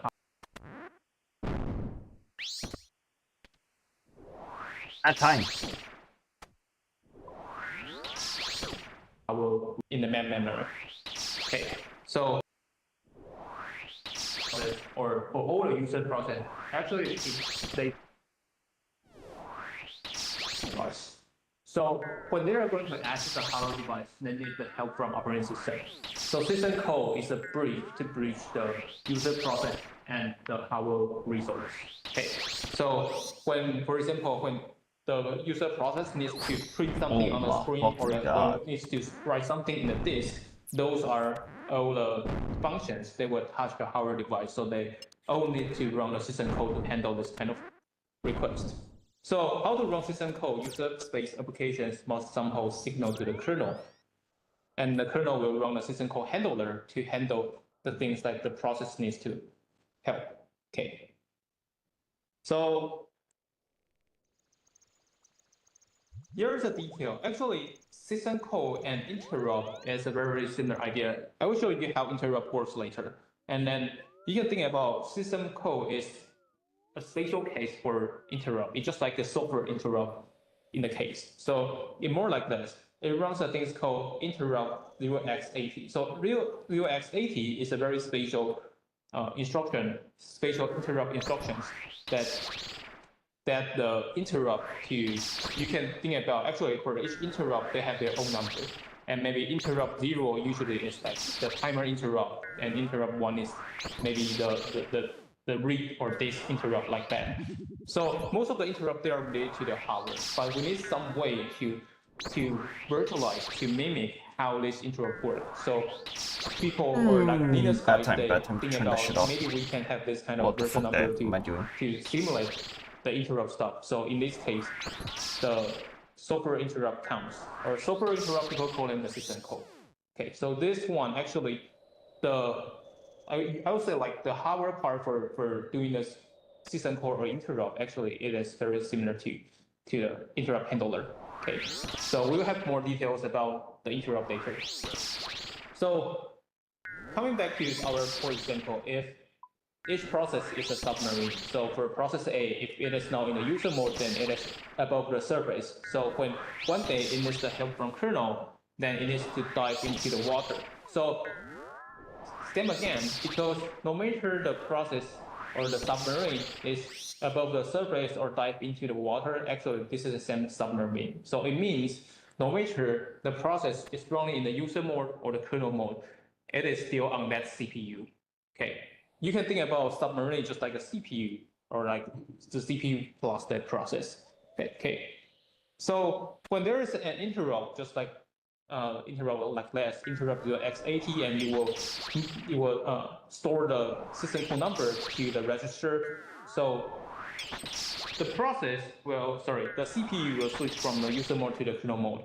Okay. So now the CPU can start to run the system call handler. And this EAX is going to let the CPU know which like system call handler the CPU should run, because there are if you go to start your assignment, actually if you open Linux, there is like 500 something like system calls there. So for among this 500 system calls, they all have their own functions. So for example, like if you are going to write something, then probably you are going to use a system call number. I'm not quite sure, just like 1, for example. So this system call number 1 will be put into the CPU register. So CPU can read this register to know, oh, actually you are now calling which system call. There's a mapping between them. So after this system call number, they can be translated by this kind of system call table in the kernel. So this table will point to the main function, like which function you are going to run, like that. Okay. So after getting after the CPU be redirected to the function, CPU can read out the kernel function and then to handle the system call requested by the user. Okay. So after system call handling, actually the submarine will go back to the user mode, and you can think about after handling the system call, the CPU will switch back to the user mode, and then the CPU will switch back to run the original process. So this is also the thing like why we need to do the mode switching, because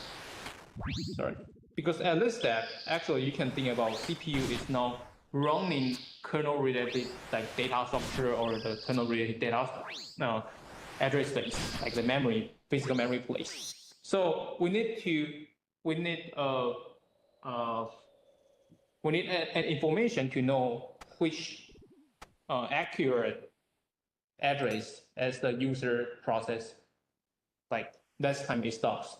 So you can think about this. For example, this one is some physical address, and then the CPU will read out the PCB, and then to know, oh, actually the user process is now in which physical address. So when this physical address is pushed into the CPU, the program counter, for example, then CPU can switch back to the user process. So it is all about the program counter switching, because at this step, program counter is in some physical address, and then after switching the program counter to this address, then CPU can move back to running the user process. Okay, so this is the case of the how system call handler works like. Okay, interrupts. Interrupts is a very important stuff because interrupt can let the CPU interact with the peripheral devices. Okay, so how CPUs work with slower hardware device? So there are two very typical ways. The first is called polling. Polling is to periodically kernel checks hardware status and response accordingly. Okay, and the other is called interrupt, just like let the hardware to. I just got chanced. This guy can hit 21, 22, and I had 16 HP without turning on prayer. Oh my god, I actually got chanced by this guy. That's crazy. Signal to the kernel. So polling, you can think about the CPU will wait there, usually waiting there to wait for the kernel to check about the hardware status. And the hardware status, you can think about actually no matter what kind of device, including your keyboard, your mouse, your disk, your SSD, no matter what kind of like this kind of peripheral device, actually there is a register on it, and there inside the register it is about the status if the request is ready or not. So kernel will keep asking about the device controller. Unique. Collection log slot completed.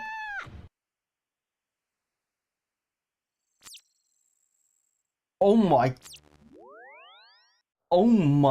god. What the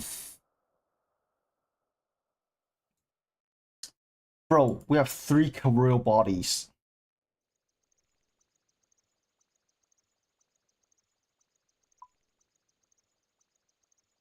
That's whack. Varak? Chest is nice though. Good for Cal fights. Or it's one step towards Cal fight queen.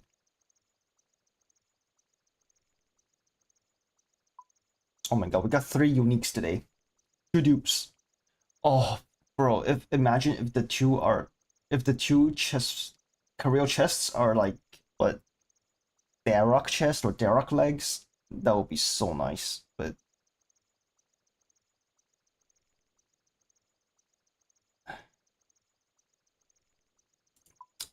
Wow, we got a double. Okay. Very mixed feelings right now. Very mixed feelings.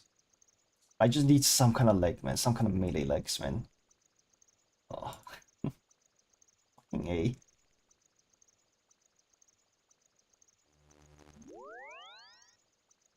To check about, please help me to check that hardware status. If the status becomes clear, becomes okay to run. So this is called polling.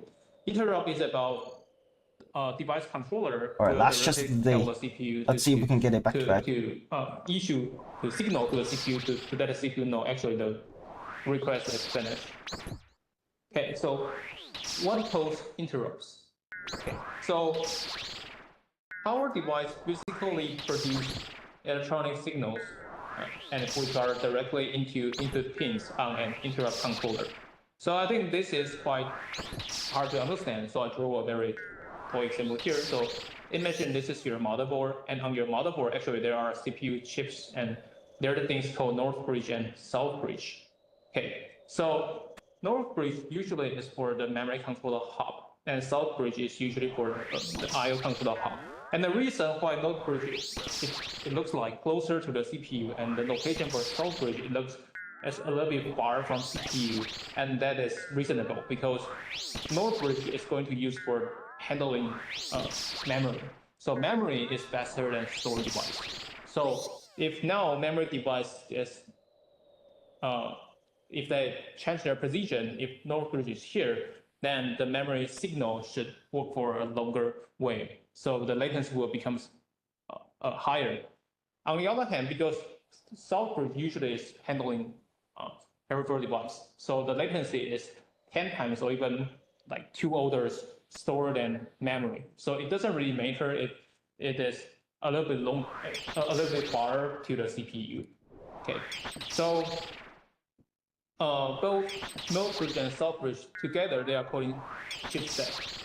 So you can take a deeper look at usually like DRAM and GPU, they are controlled by the node bridge, and then for the keyboard, hard disk drive, PCI SSD, they're usually controlled by the I/O control hub or source bridge.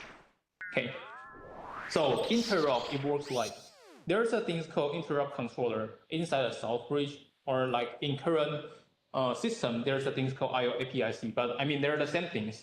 So you can think about they're just like an interrupt controller, and no matter your keyboard, your hard disk drive, your PCI SSD can send a signal to the interrupt controller.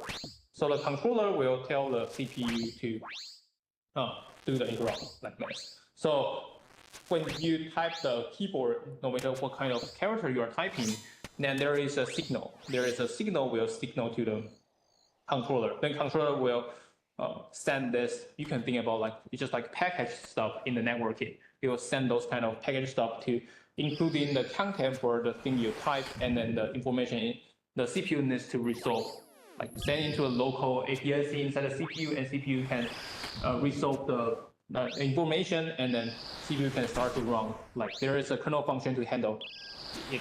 So this is the hardware part, and then one thing to let you know is actually after 2019, all node bridge functions have been integrated into the CPU. So in most of the recent CPU, especially for x86, there is a memory controller inside the CPU. Okay, so usually there's no node bridge now. DRAM and CPU, Okay, interesting. DRAM and GPU, they were directly connected to the CPU. I mean, CPU's memory controller. Okay, so just a very little stuff to let you know. Okay, so Oh, so the slides are outdated. Is what you're telling me. Classic CS lecture slides. there is another way to cause interrupts. I mean, this is the our way to cause the interrupt. And the special case is people call them software interrupts or exceptions. So exceptions are produced by the processor while executing instruction either in response to a program error. What causes interrupts? Hardware devices. So like keyboards and whatnot, like what you said just now. And exceptions. Okay. Error or abnormal condition. So programming error including divided by zero. So you can think about it as how CPU interrupt itself, right? Because programming error is CPU run one program, run one instruction, and CPU find actually the instruction is not correct. So CPU will interrupt itself so that the kernel to take care of this kind of stuff. And there is also another thing is called abnormal condition. So just like patch fault or system call. So system call, because it is issued by the CPU. So you can think about it's just like CPU interrupt itself. Okay, so the difference between interrupt and exception, actually there's a lot of definition, but here the definition as exception is more about CPU to interrupt itself, and interrupt, the hardware interrupts is the peripheral devices, they interrupt the CPU. Okay, so that is... Alright, can we get a back-to-back today? No back-to-back. None. No back-to-back. But we did get a Verax Bressard. Interesting. It's literally only gonna be good for Coffee Queen. Which kinda sucks. But we do need it for the combat task, so hey, might as well start collecting them, right?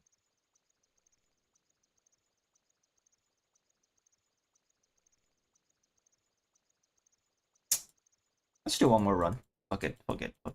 I'm feeling a little bit better about Barrows now that we are getting some uniques. Sure, we got 2 dupes, but at least we got some uniques today. By some, I mean 3.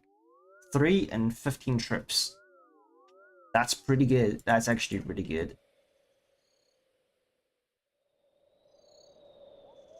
The way I think like you can differentiate these two stuff. But I mean, there are a lot of quite more definitions on different textures. So yeah. Okay, so before talking about interrupts, we need to talk about the thing called interrupt request, or you can see IRQ in a lot of places, like a lot of stacks that have IRQ. So different devices can be associated with different interrupts by means of a unique interrupt value. So this one, unique interrupt value, you can think about the system code number.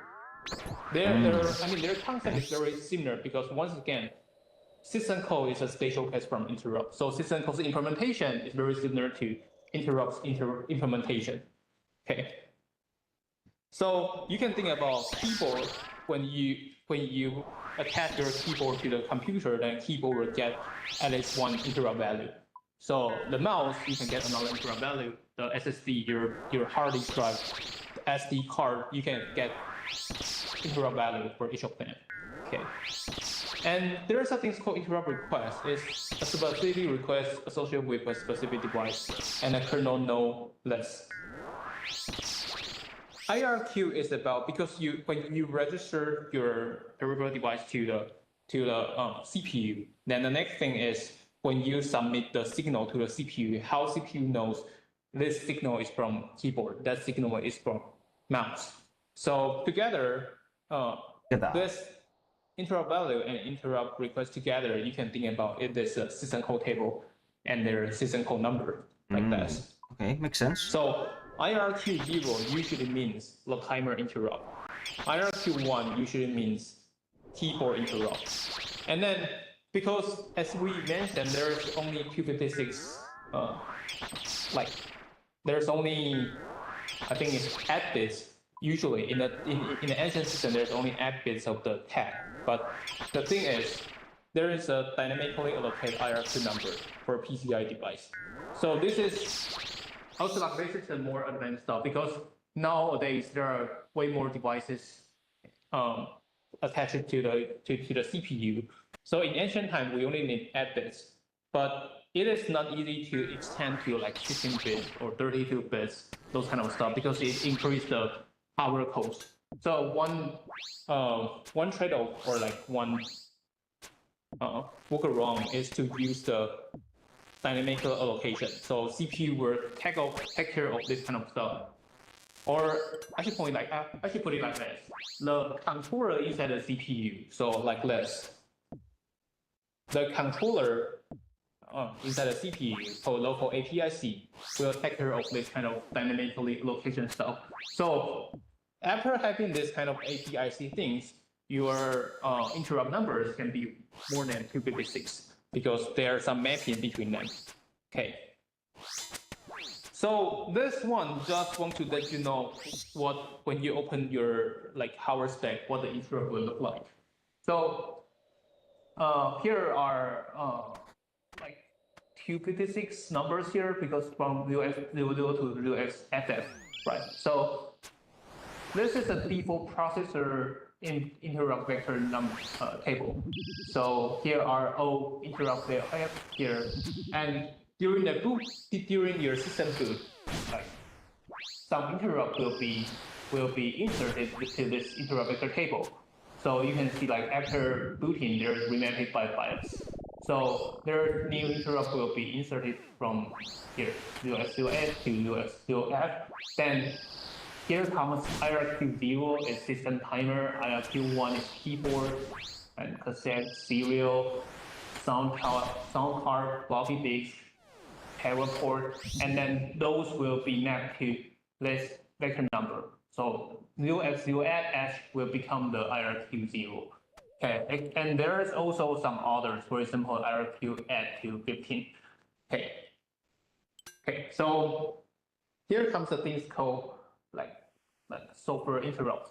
So here after 0x80, there's a software interrupts here.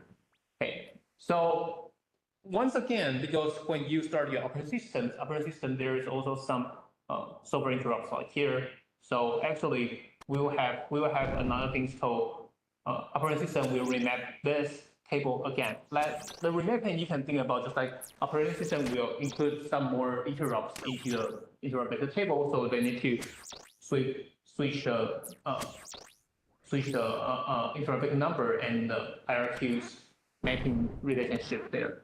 Okay, so this is just for x86 interrupt vector table. So I mean, if you are not using like RISC-V or AMD, something like, or ARM, sorry, or ARM, actually you will have different interrupt table.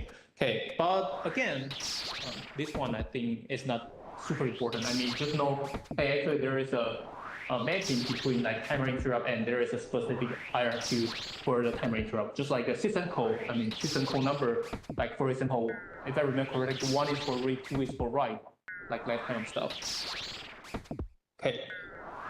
So, what is important? Interrupt, how interrupt works is important. How an interrupt works.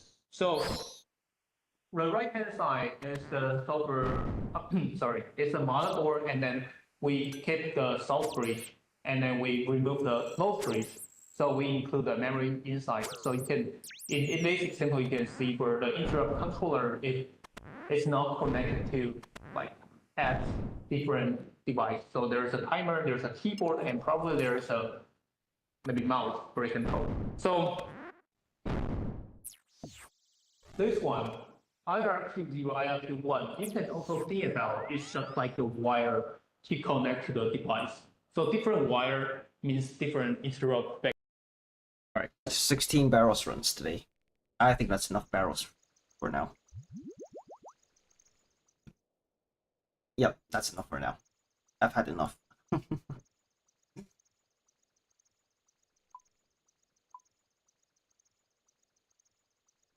I might do the final dawn, and then I might go to bed.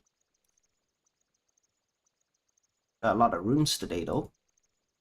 Oh, late. Over 10k. Death runes in the bank. Pretty good. Any type of bone or raw meat. Shit, okay.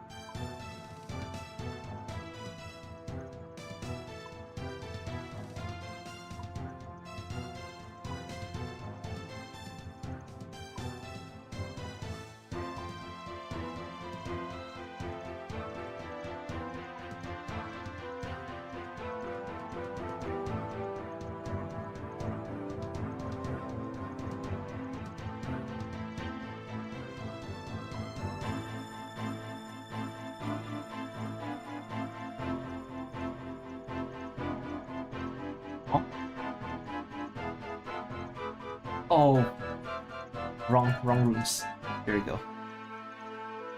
Ah, there you go. Civitas Illa Forti. That's the correct TP runes. Let's get some food.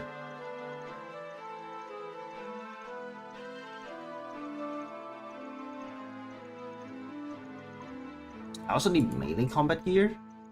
Oh my god, really? That's unfortunate. Why do I need both melee and ranged magic gear? Come on.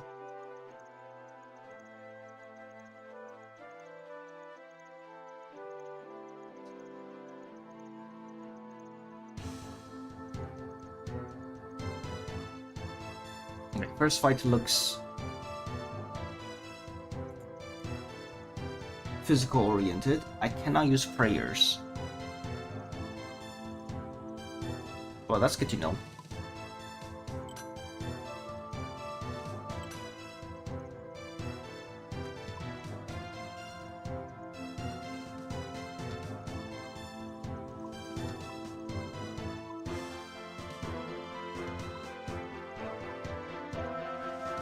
Alright, how's that?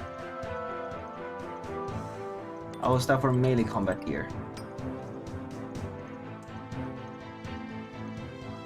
Alright, I'll take it.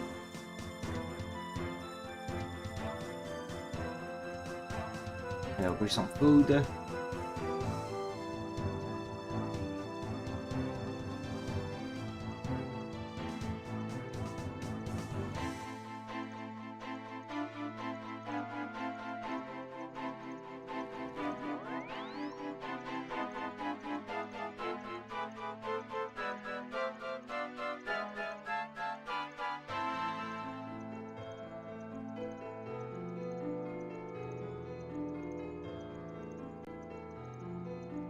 Wait, if I kinda use prayer here, I'm gonna bank these then.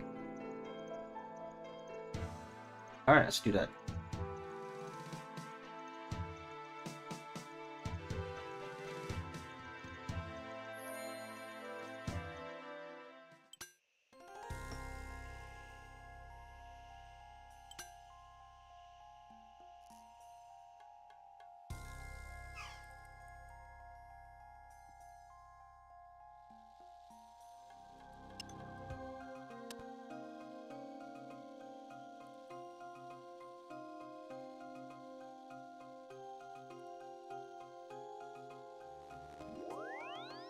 Fucking hell.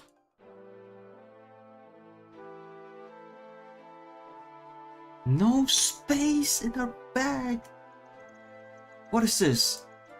Our banking? Is this our bank space?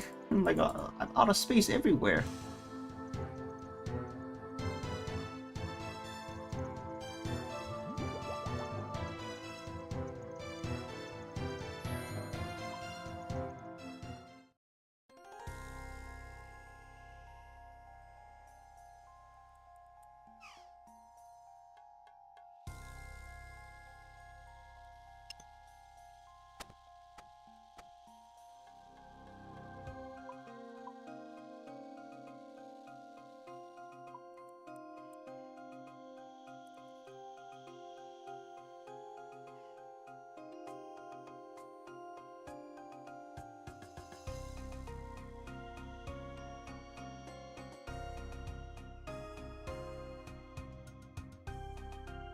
Let's see.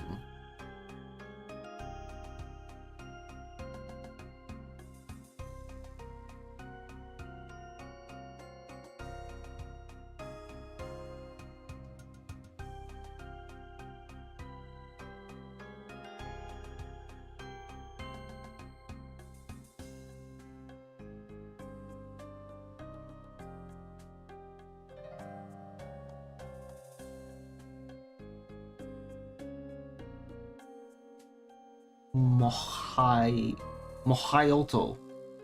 Mohioto? Holy shit, that's a hard word to pronounce.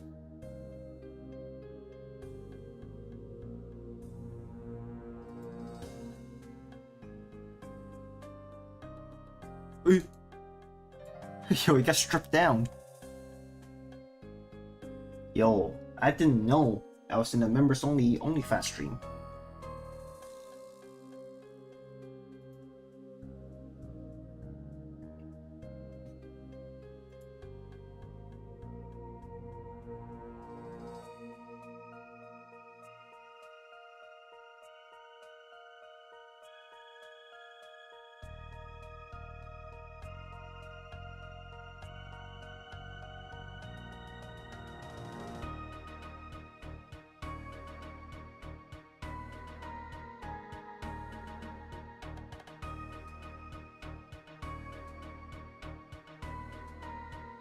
Freeze, these guys.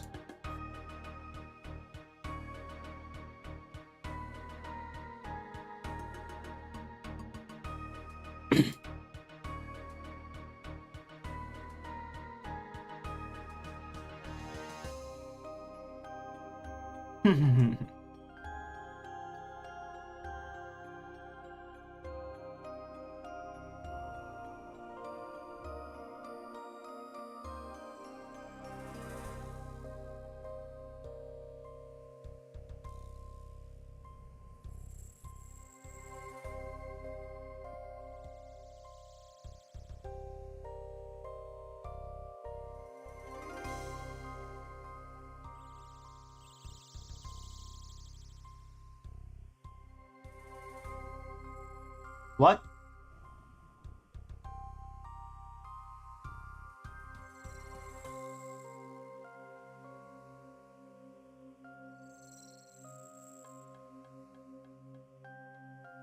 Did I leave too early? I must have left too early.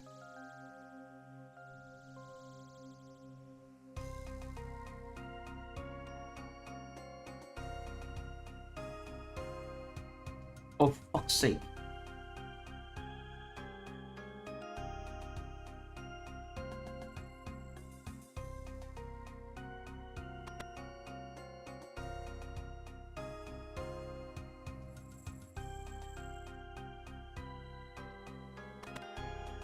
Oh, what's in here?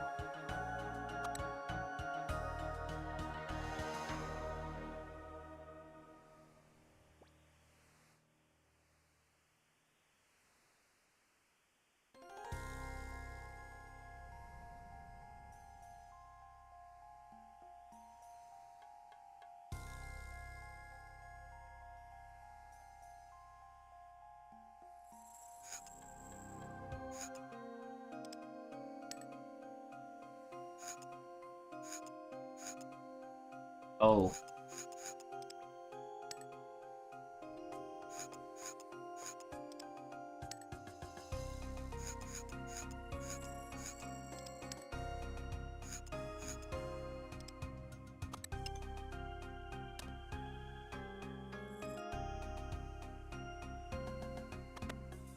Uh-oh.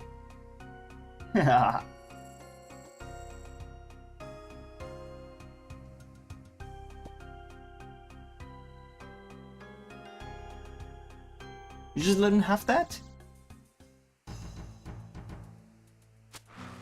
Oh, fuck.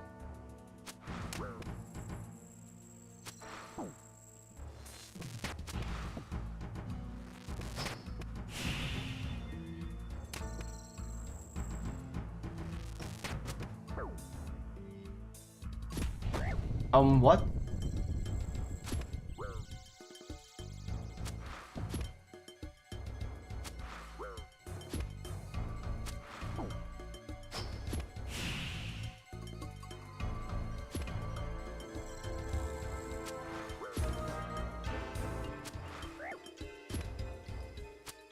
Oh. Oh, fuck me.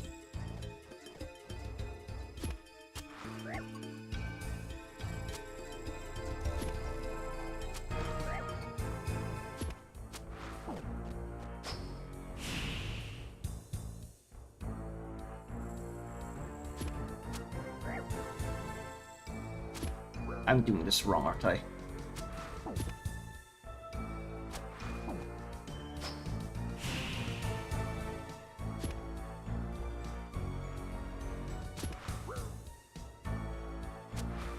Oh. Dying on my hard cry, man.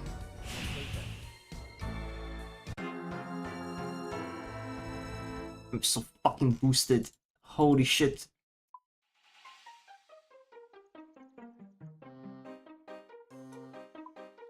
Oh my god. Alright. Okay. I know how it works now. I know how the fight works.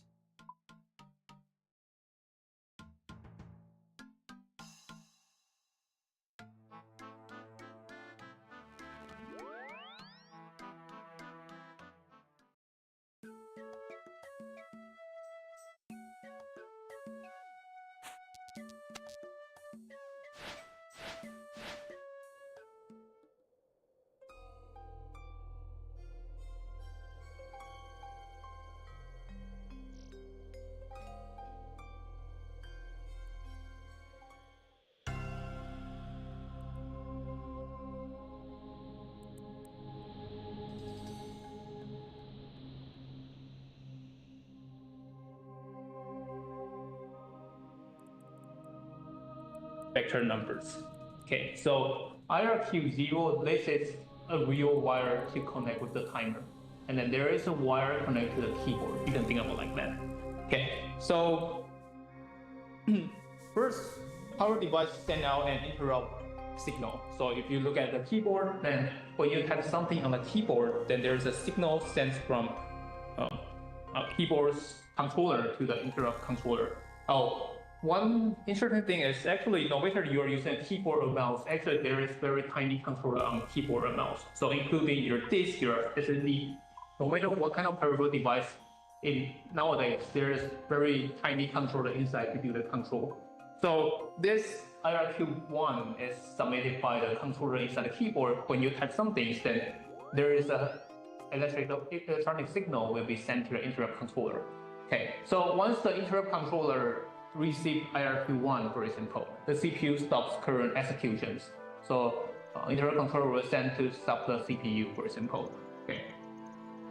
Then the thing is, inside the interrupt controller, there is an interrupt vector table. So it is going to do the translation. The translation is more like this. When you get like IRQ1, then how to do the translation to the interrupt vector number. Okay, because the interrupt vector number, then IRQ is a stuff like kernel cannot understand, but this vector number is what kernel can understand. Okay. So when the IRQ1 is sent to the interrupt controller, and interrupt controller will do the translation to translate IRQ1 to, for example, IRT0x81. Sorry, this is just an example. I mean, it doesn't really depend on any architecture real stuff. I just give you a very quick example. For example, if the IRQ1 is translated to interrupt number 0x81, then the controller will send the 0x81 to the CPU. Okay. So the stop is after you type something on keyboard, what you are going to expect is the kernel can handle your. Can you do this shit again? Oh my fucking god.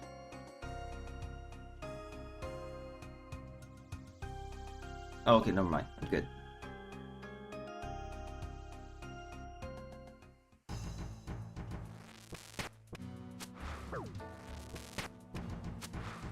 Fuck me. How do I avoid this?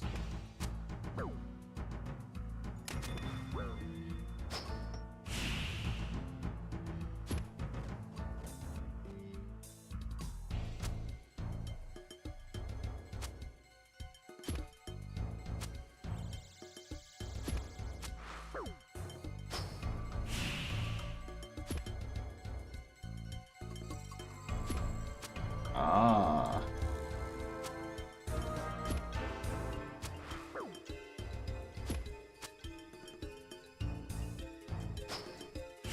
Close. But no scar, bitch.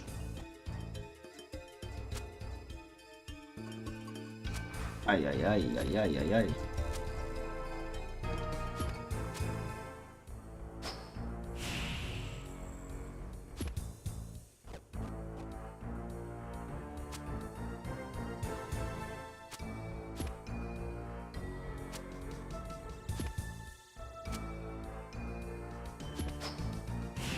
Fuck.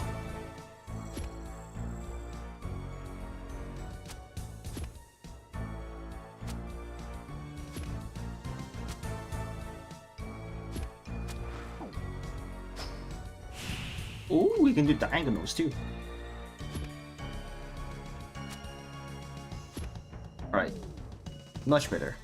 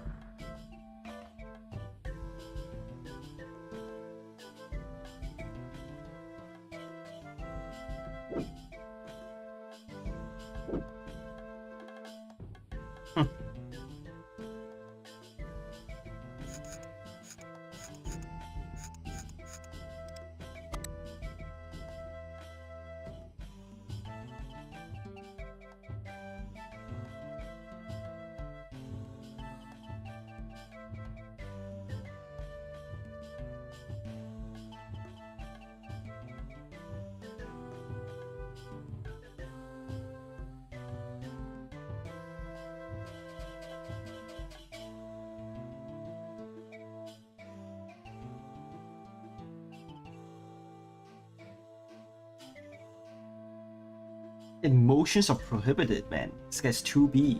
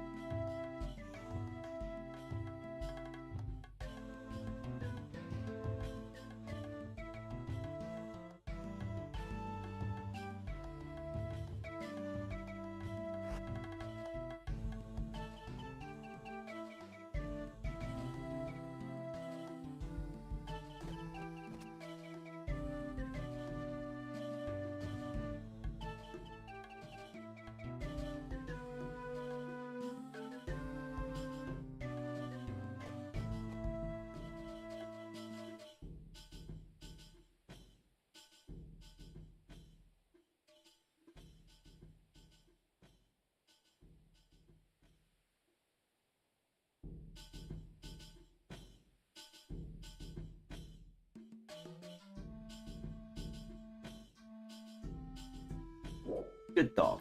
Sumo, attack.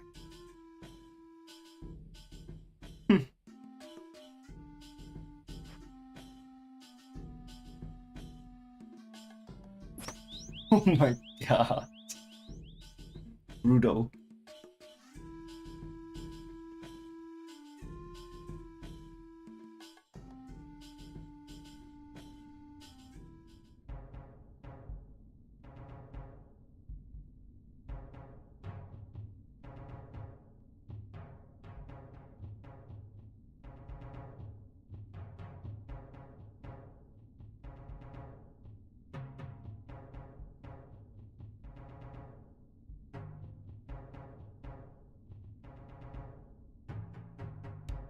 Oh.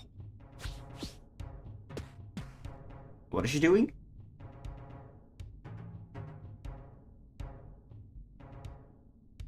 He talked.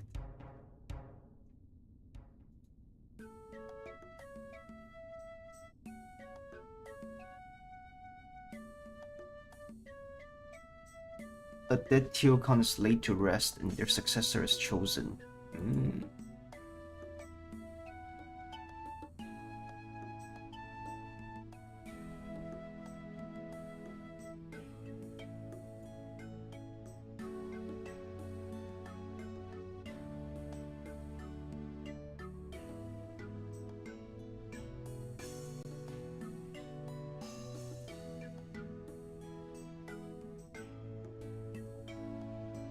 I still don't know how you're supposed to pronounce this word. Mokyoto?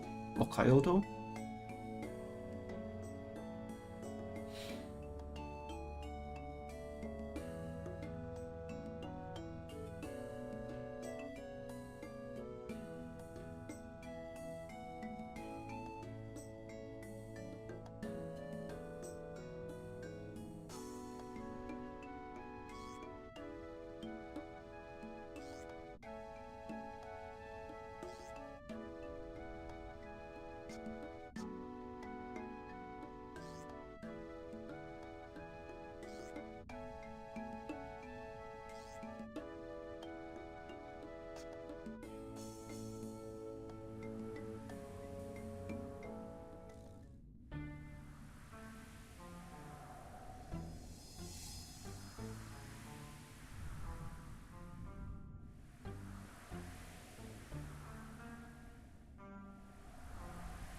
High Lord Katsuo. Okay.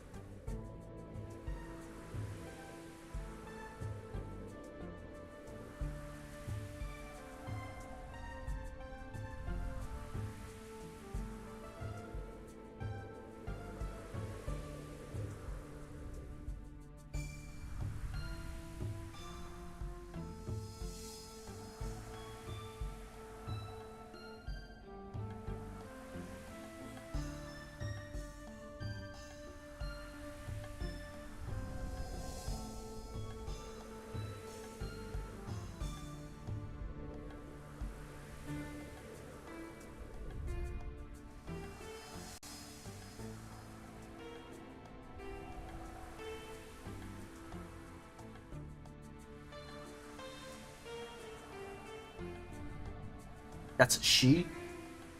Okay.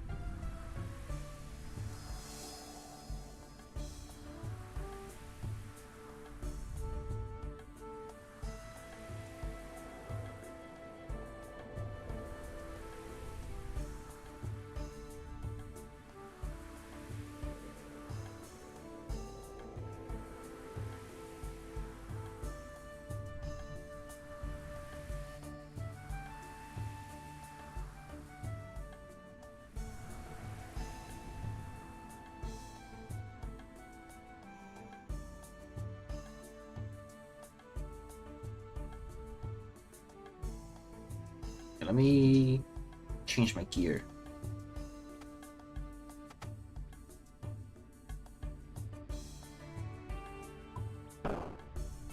Whoa, whoa, whoa, whoa. There we go.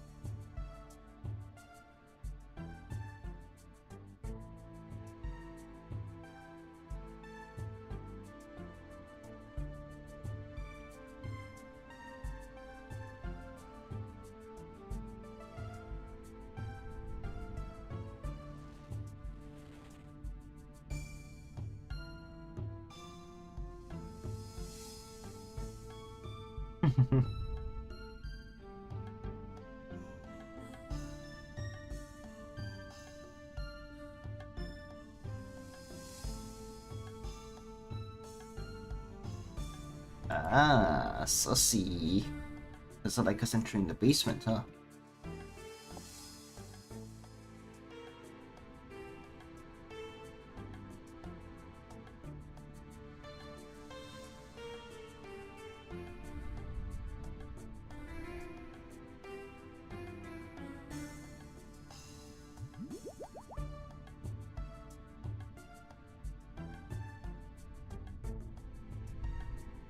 Oh, so you see?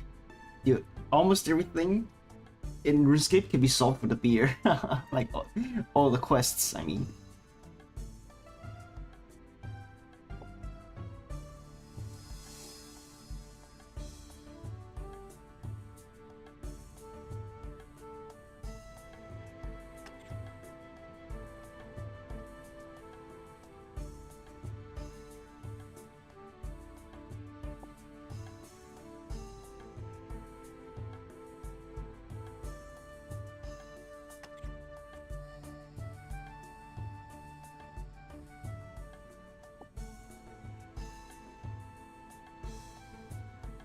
It's on mining. Interesting.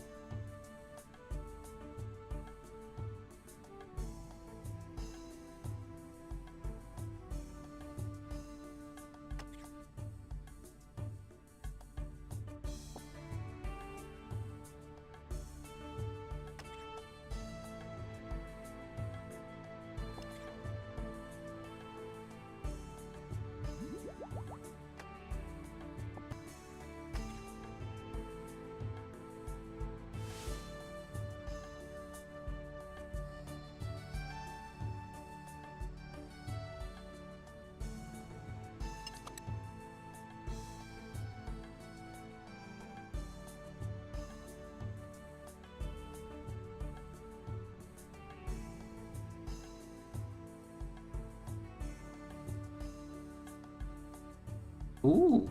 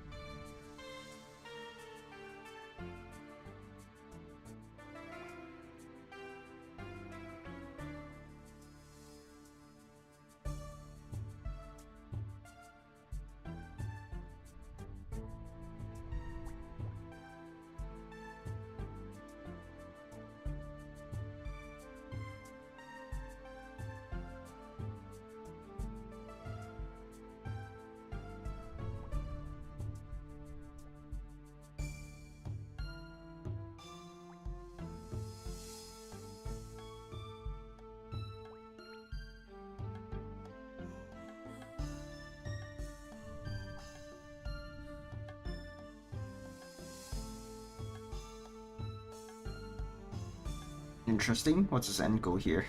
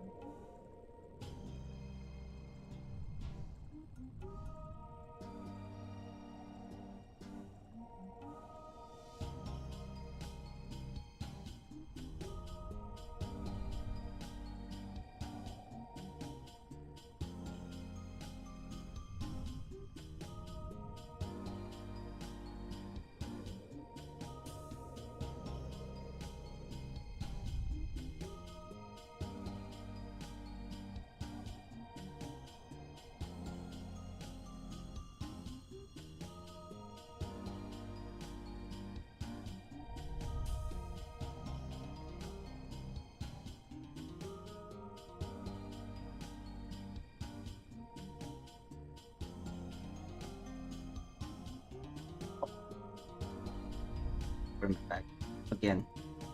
Alright.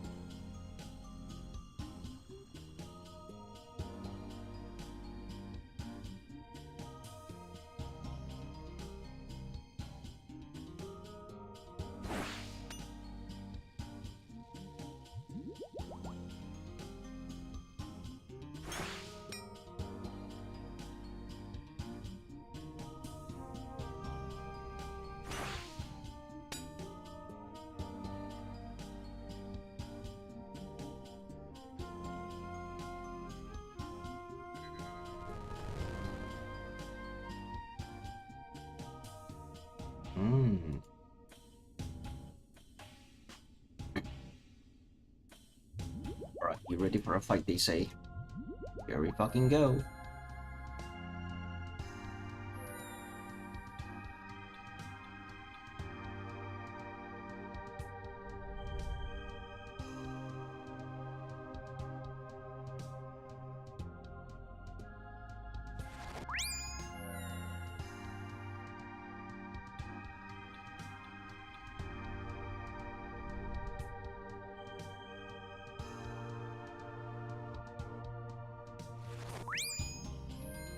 Oh, just like that, the rock is gone.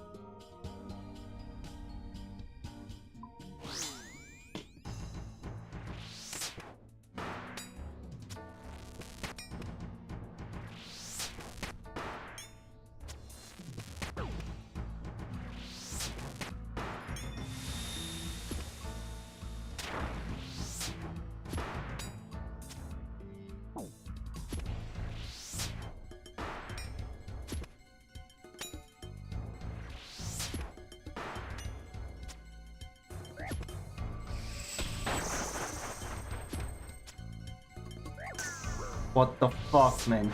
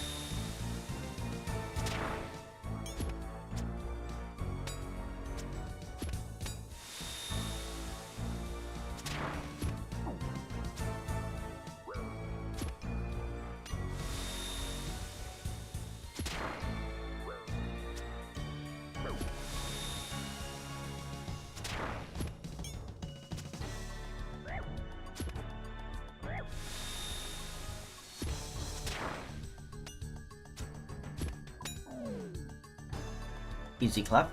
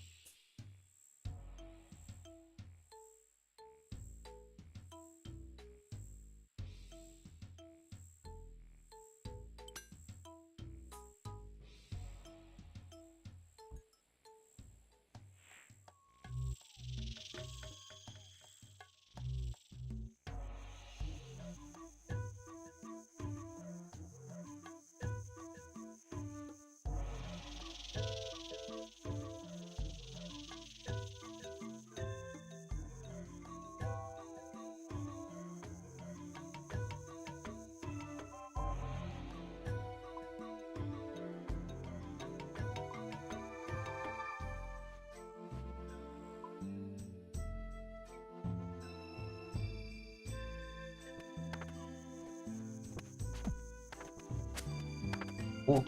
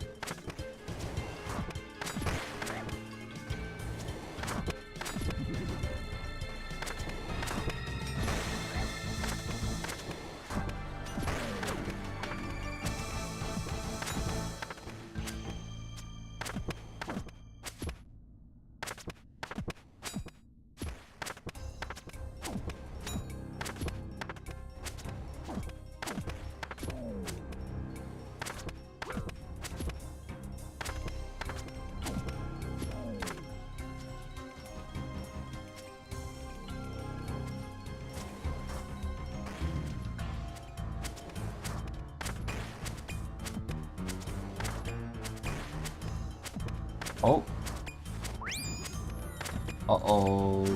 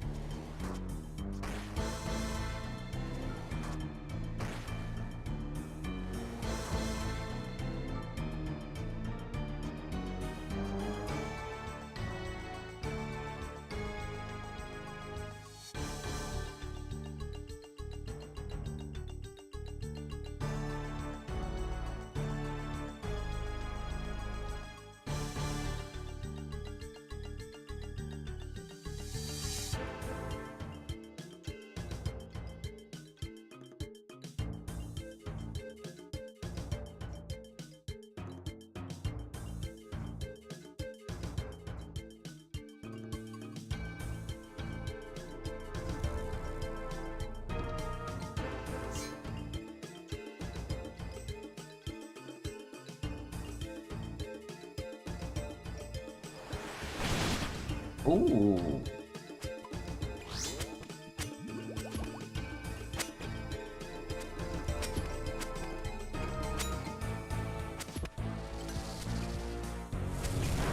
Holy sh! I was not ready for that.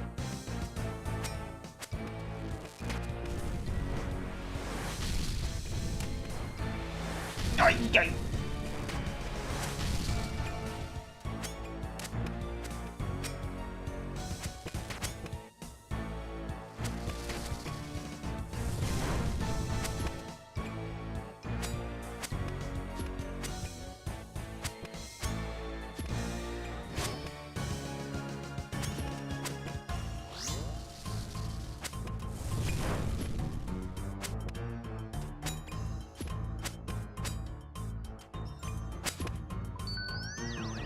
What?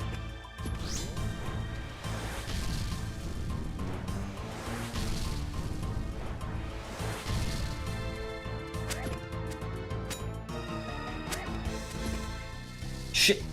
Shit! It's close.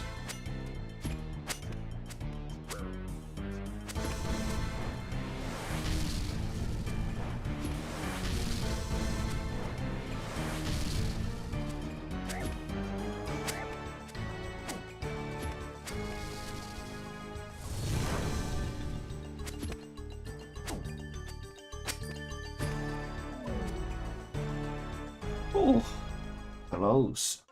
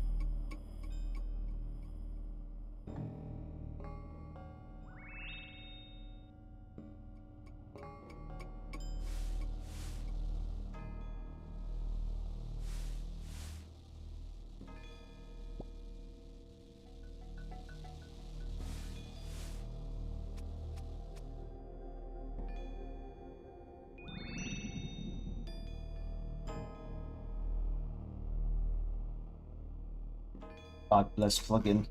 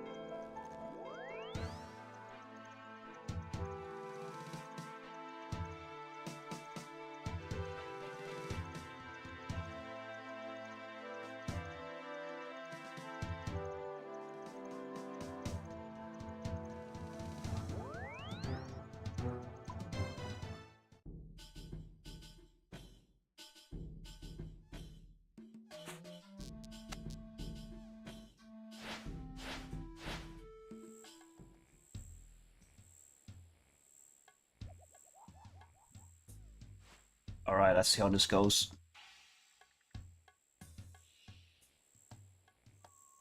That's a crazy mage setup though. Ole. All we're missing is infinity boots. And then we'll have a really insane mage setup. We do have a lot of magic accuracy though, currently. Jeez, 103. Hey.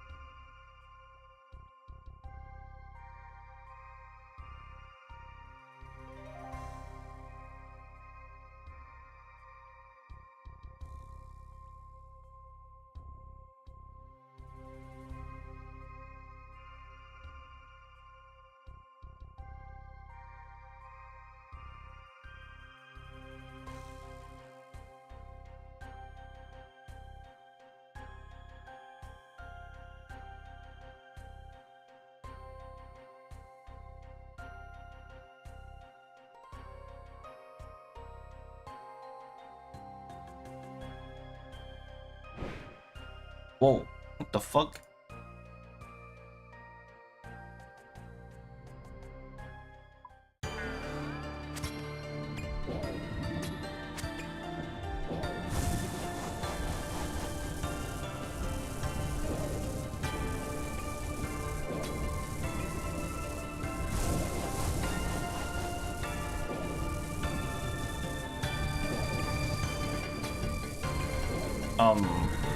Why am I doing no damage?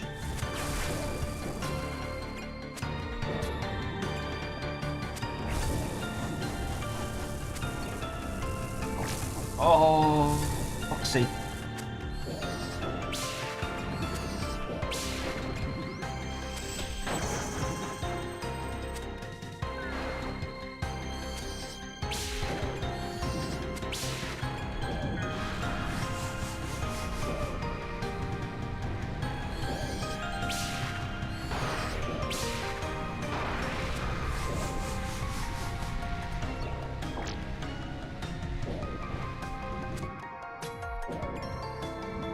Dude, I'm so inaccurate though. What?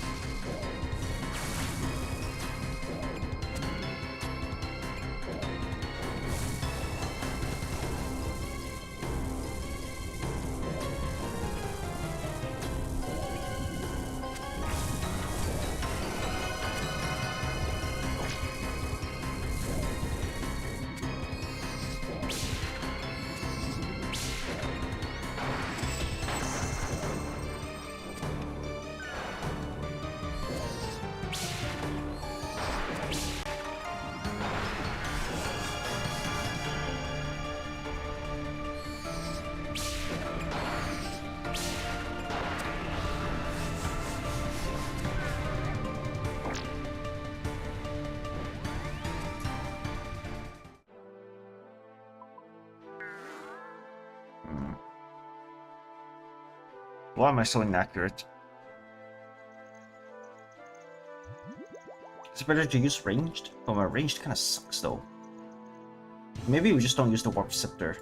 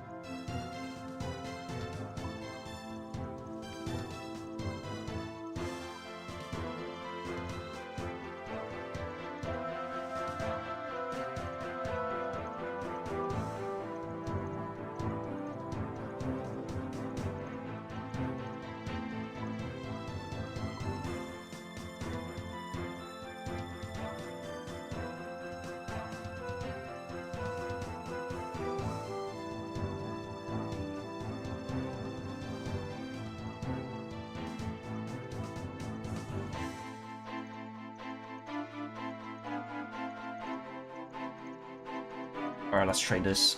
Maybe this will be better.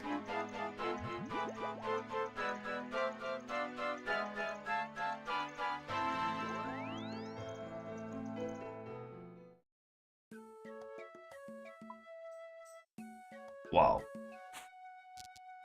I'm not gonna lie, that was disgusting DPS from the Warp Scepter. Disgustingly low, I mean. I was tickling her butthole, splashing all the time. What? Something is not right there.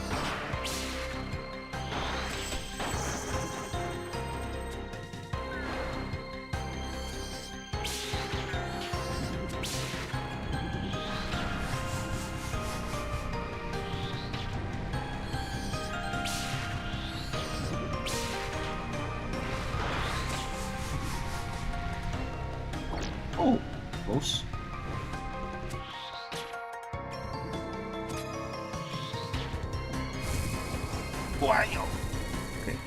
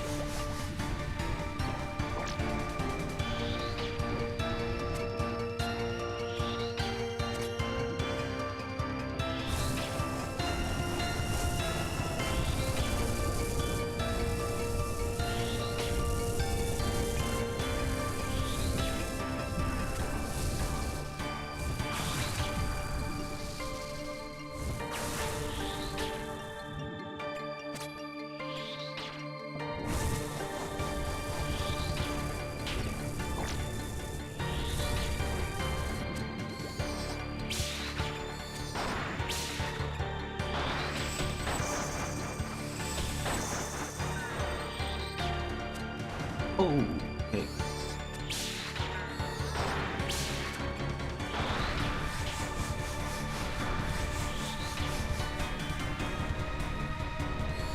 Look, for fuck's sake, man.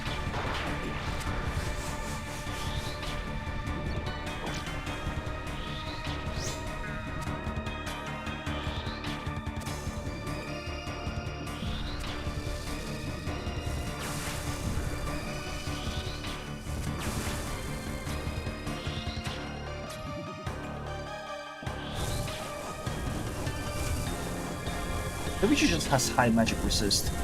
I think that's what's happening.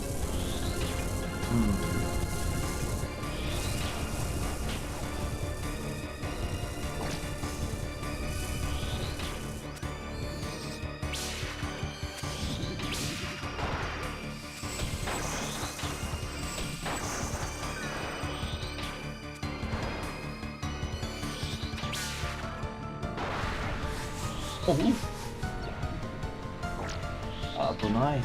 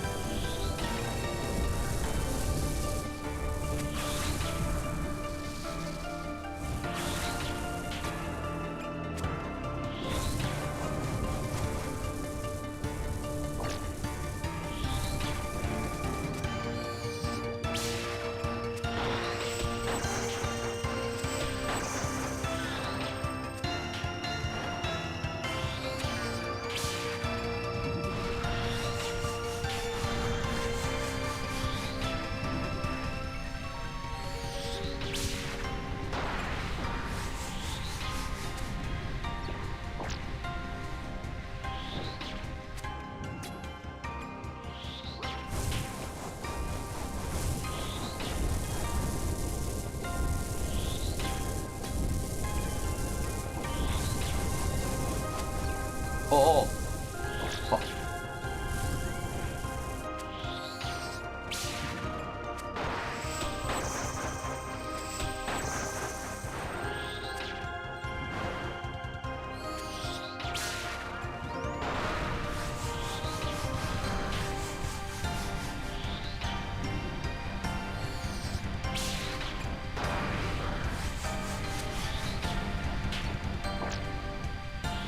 Is this boss on the timer?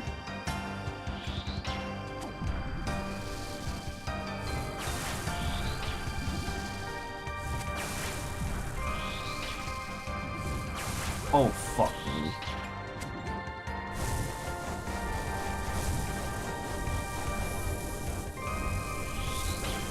Come out.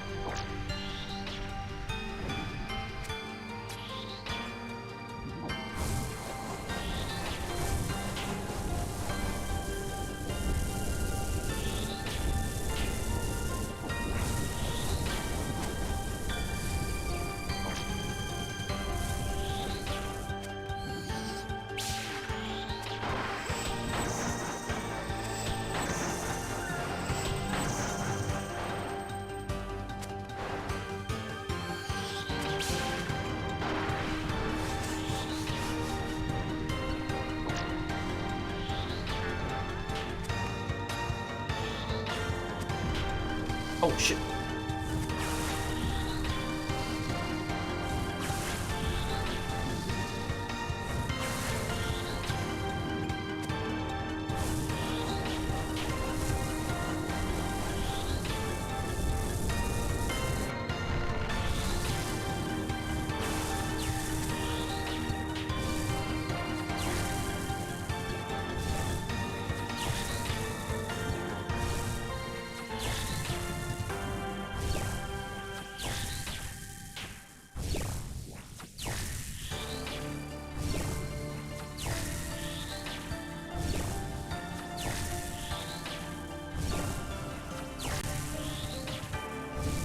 Oh, fuck me.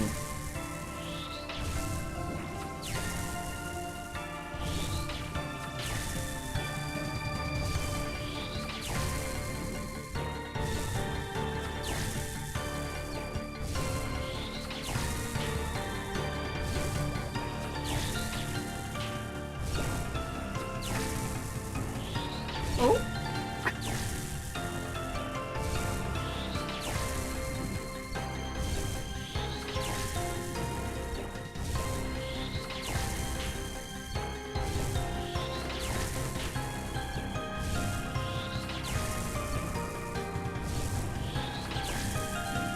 They're trying to do some fucking damage.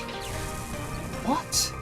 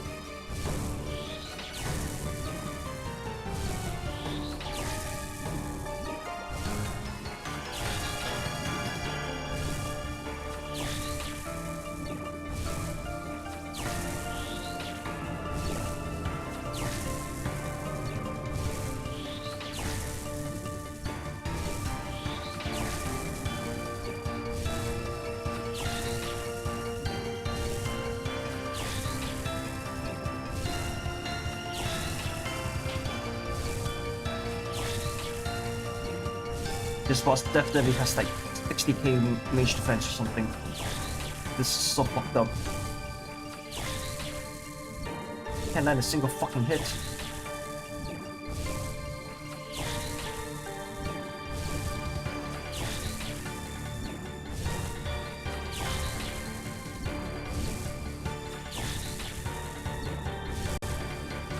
Oh my gosh, she's finally dead. Right? No?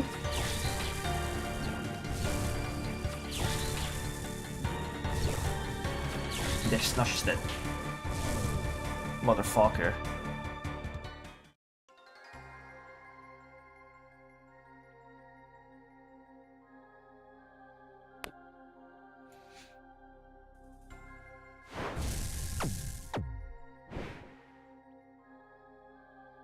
No, please kill her. This rat.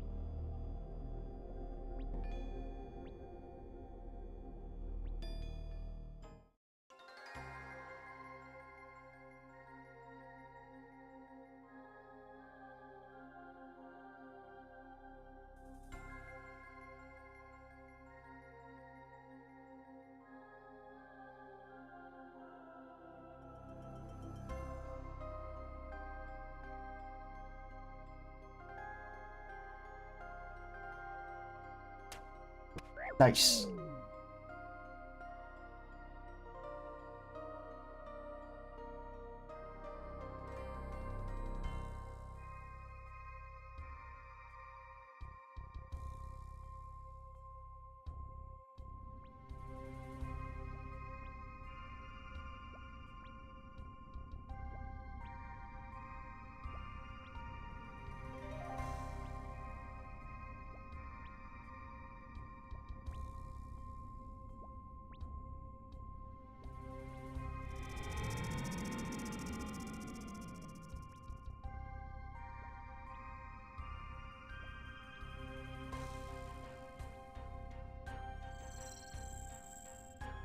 that a skeleton?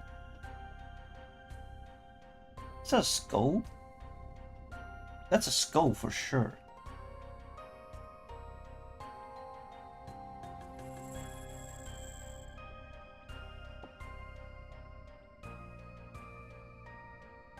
Alright. I don't even really know how to write this. Mokayoto has fallen. We awoke something. Oh, the archive.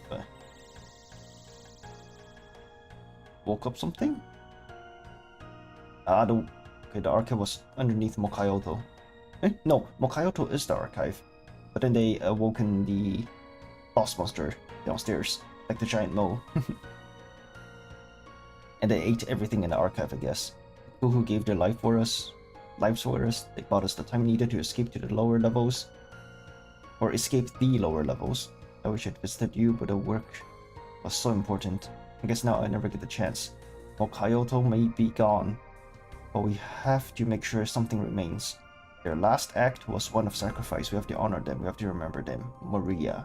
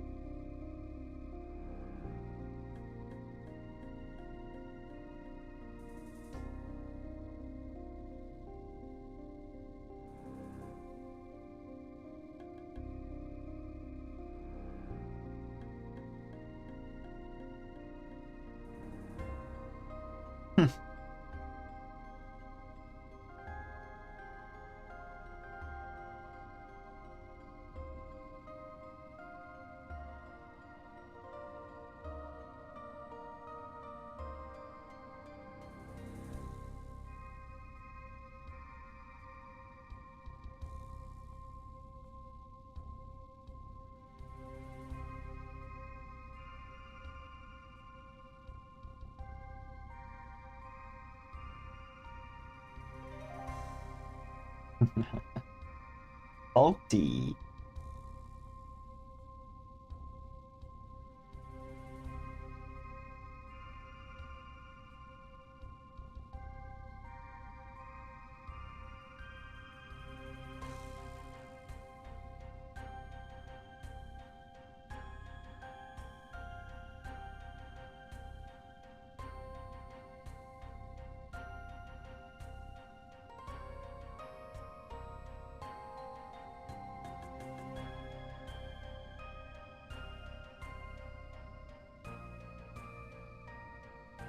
Ooh, there we go. That's the quest reward.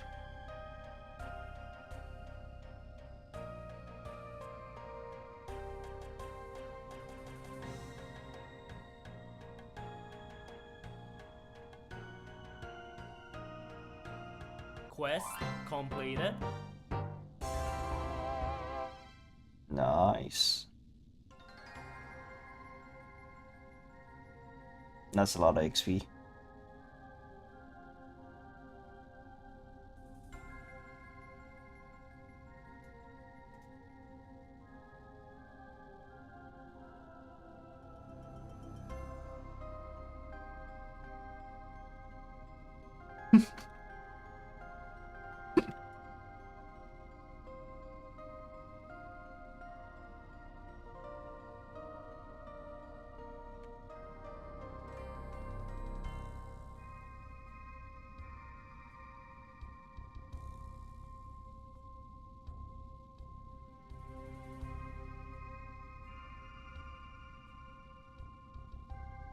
Oh, dude, this is tough. I really want to put the points in ranged because our range is really low, but I think I have to put in prayer.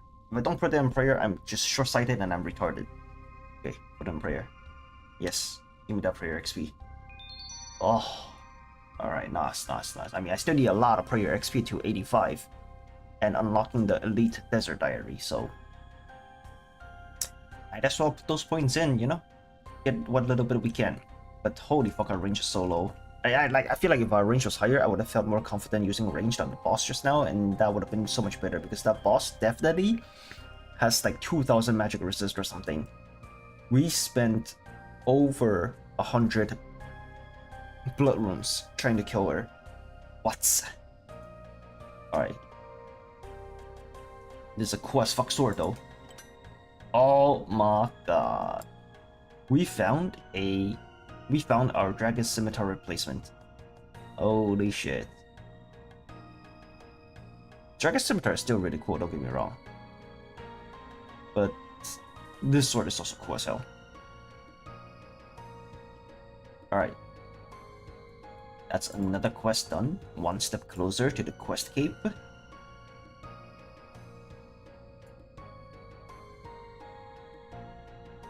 Let's finish this one. Let's get this over with, yeah? This one should be really short to do. I think, yeah, it's short.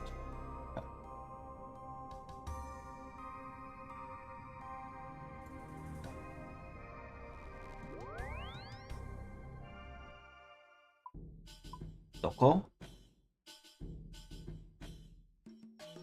Quetzal. Can I fly there?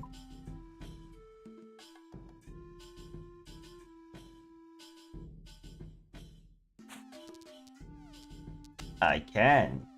Oh, yes, sir. Nice.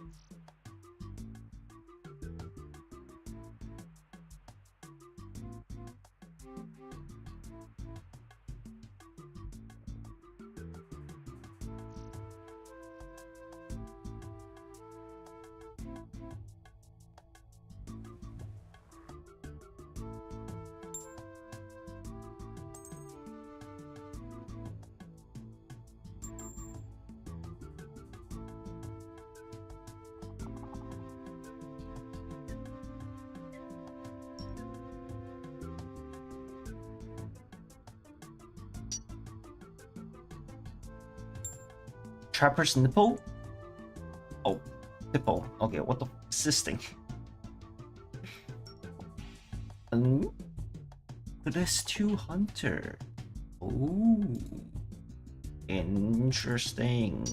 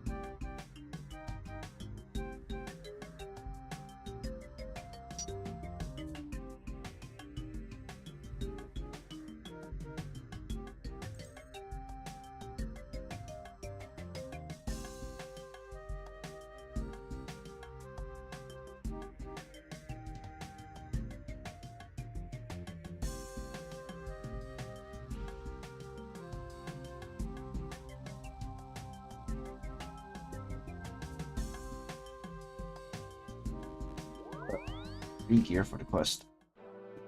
Probably should have done that before we went, but it's fine.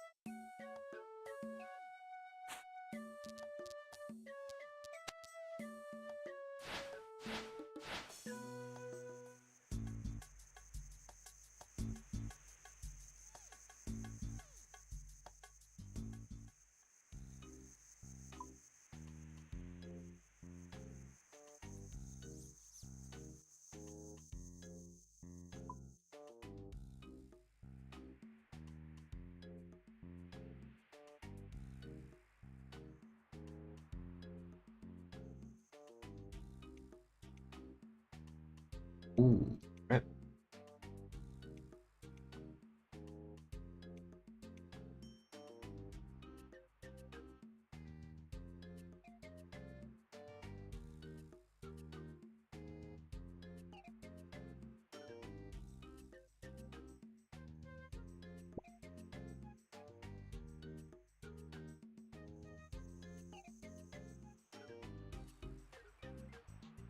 Oh my god, it's ripping tail.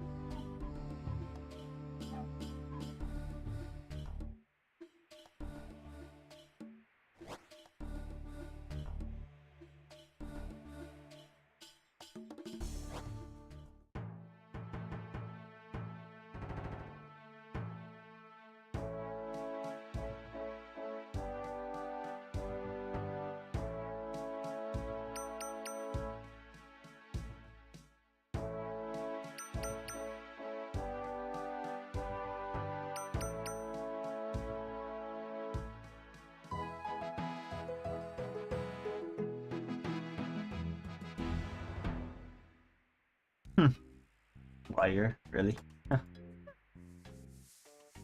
Destroyed.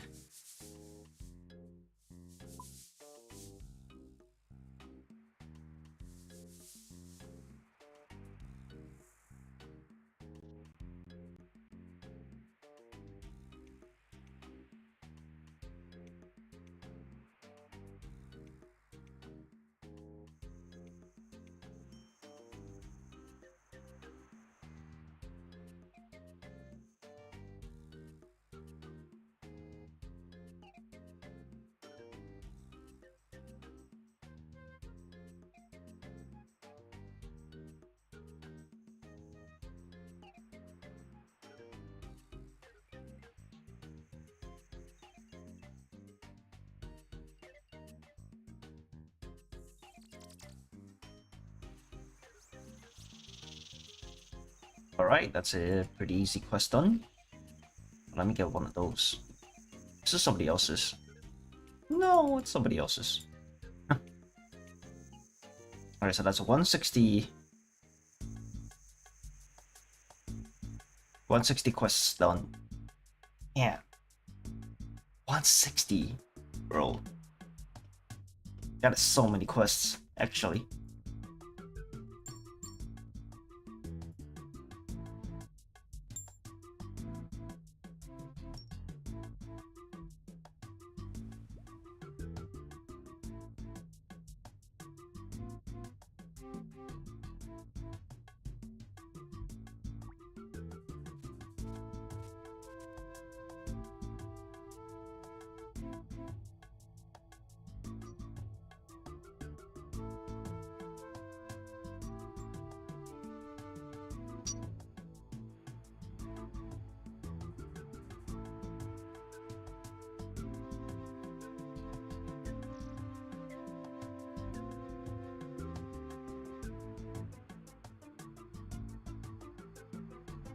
Quest completed. Alright, herb lore, construction, very little XP. But I guess this is like a beginner quest, right? So makes sense.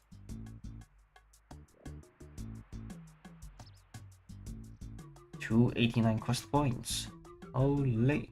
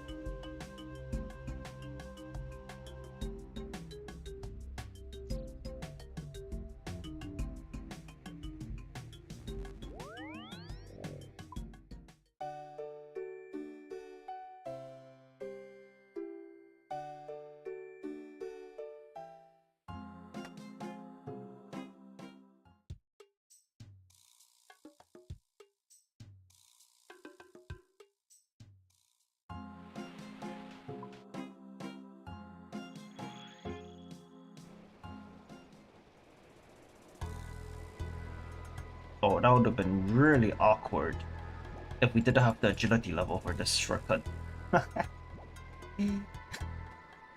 Oh, that would have been awkward for sure.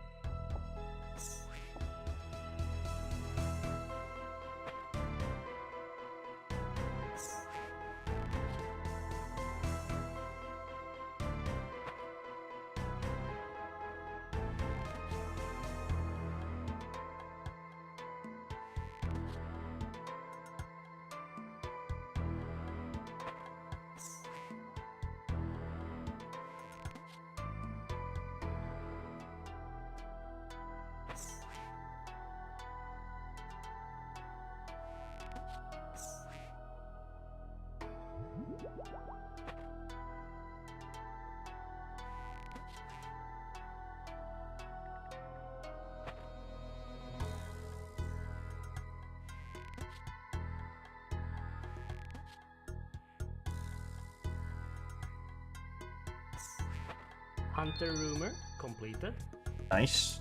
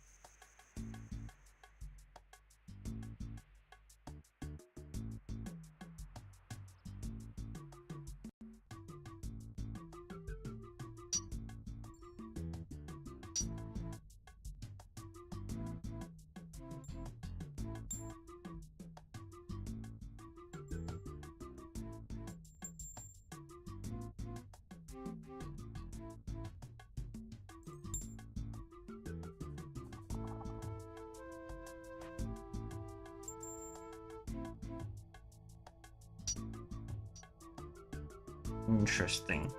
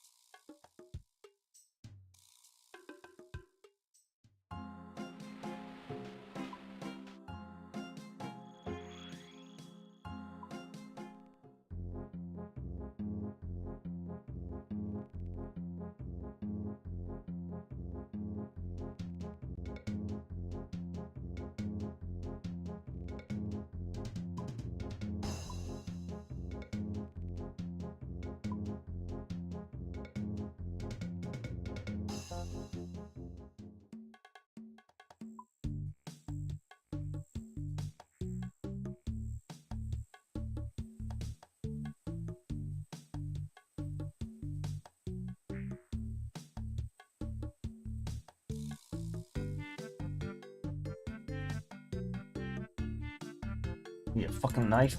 Oh my god, please tell me there's a knife here. Thank the Lord. Holy sh. Oh my god, God bless. God bless Jagex. They know they know people might forget. Oy, oy, oy, oy, oy.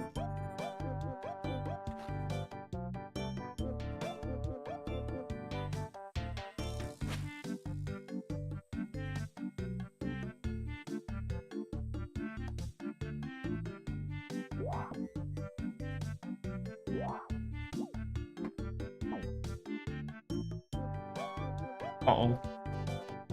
Oh shit.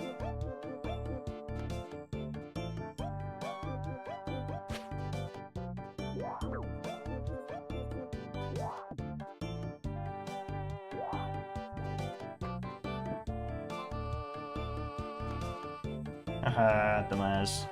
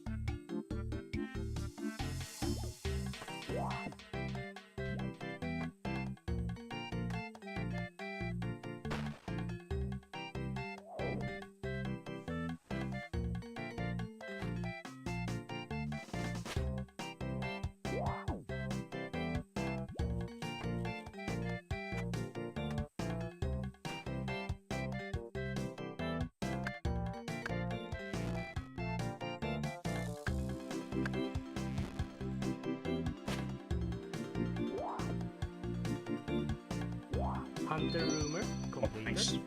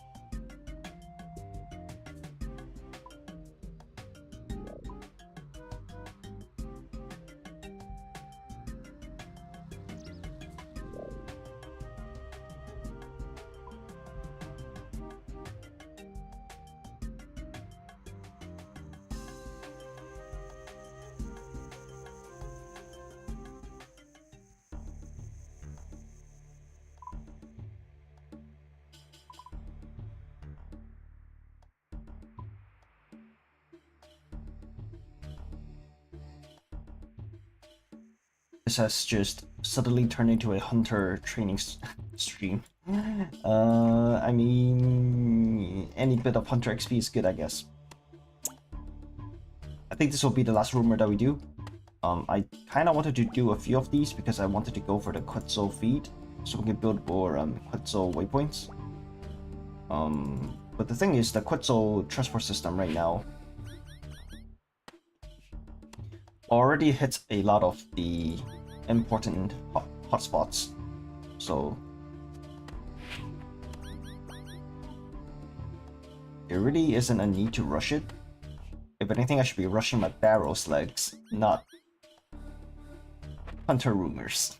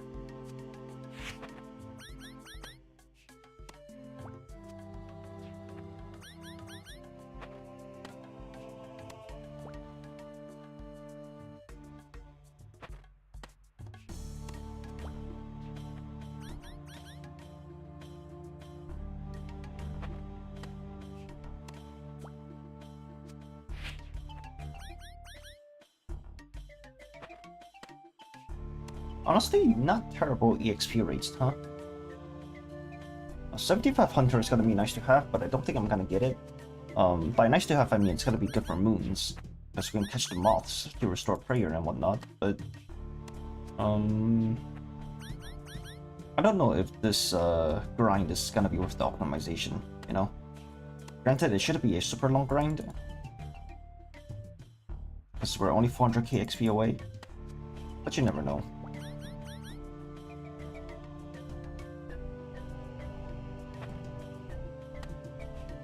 Honestly, right now, I'm at the point where if I can train agility, like something that's like high intensity, like agility, like Hunter, I would rather train agility, right? Because I want to get level 85 agility so I can do Dagonoth Kings conveniently. So yeah, if I'm gonna spend a lot of active hours playing the game, I'm gonna try to train agility when I can. Otherwise, if I'm AFKing, I'm just gonna go train either fishing or woodcutting. Woodcutting so I can get Shades of Morton minigame done, and fishing so I can, you know, get more food supplies for bossing and Slayer.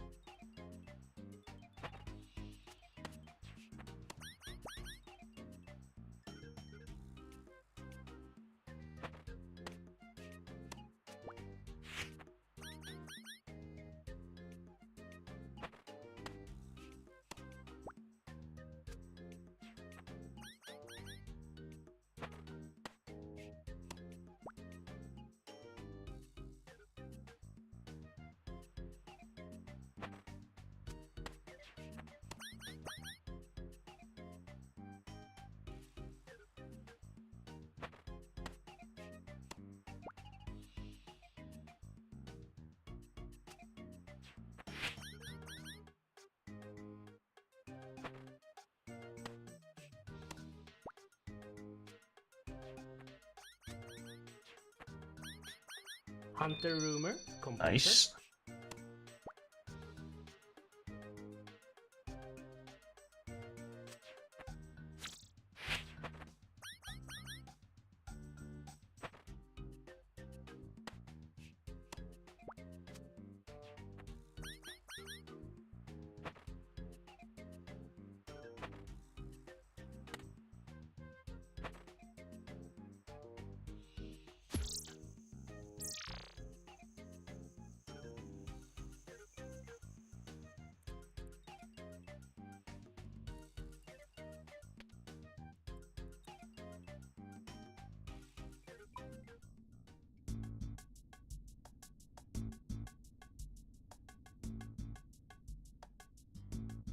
What?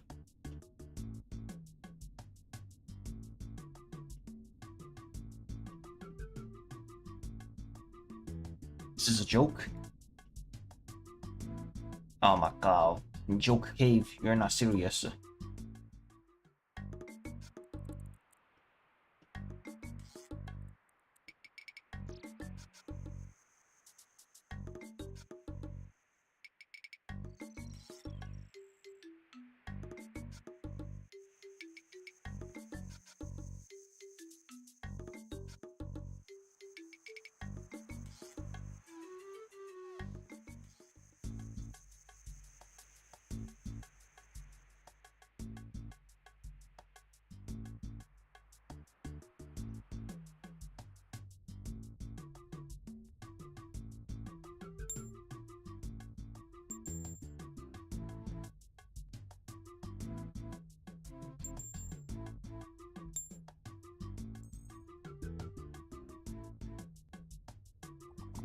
Oh no no no no no!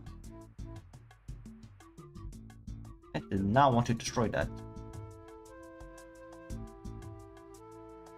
Collection log slot completed. Ooh, what is this? Collection log. Build hunter headwear. Interesting.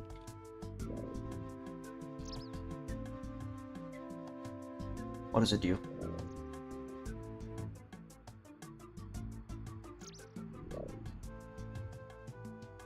Increases catch rate of hunter creatures by 0.4%. Wow.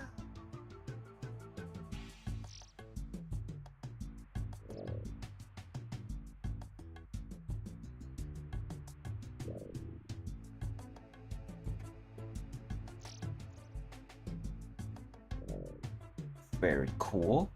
1 in 50 to get it. Nice, that's pretty lucky. And we got a Quetzal feed. That's really nice.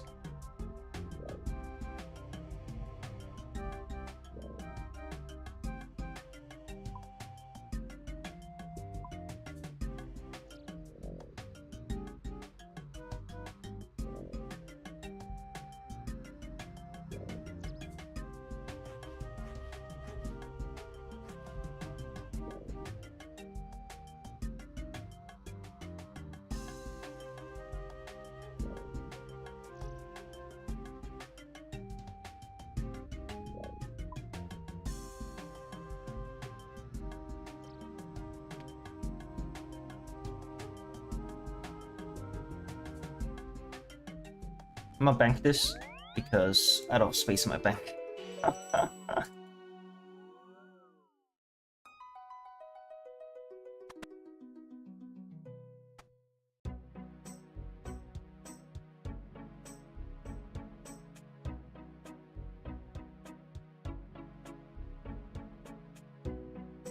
Nice.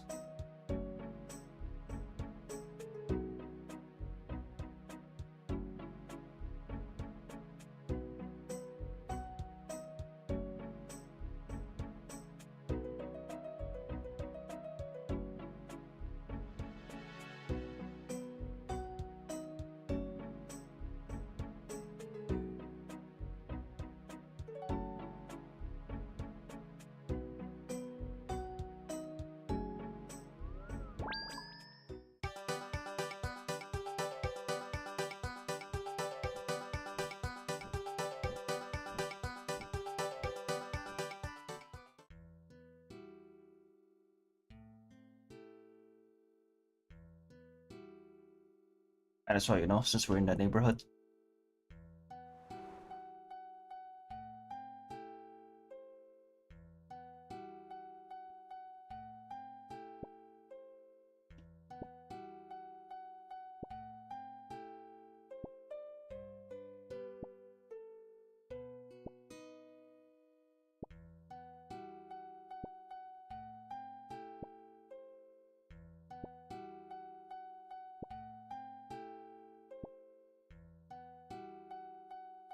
Big harvest. Holy, that's a lot of XP.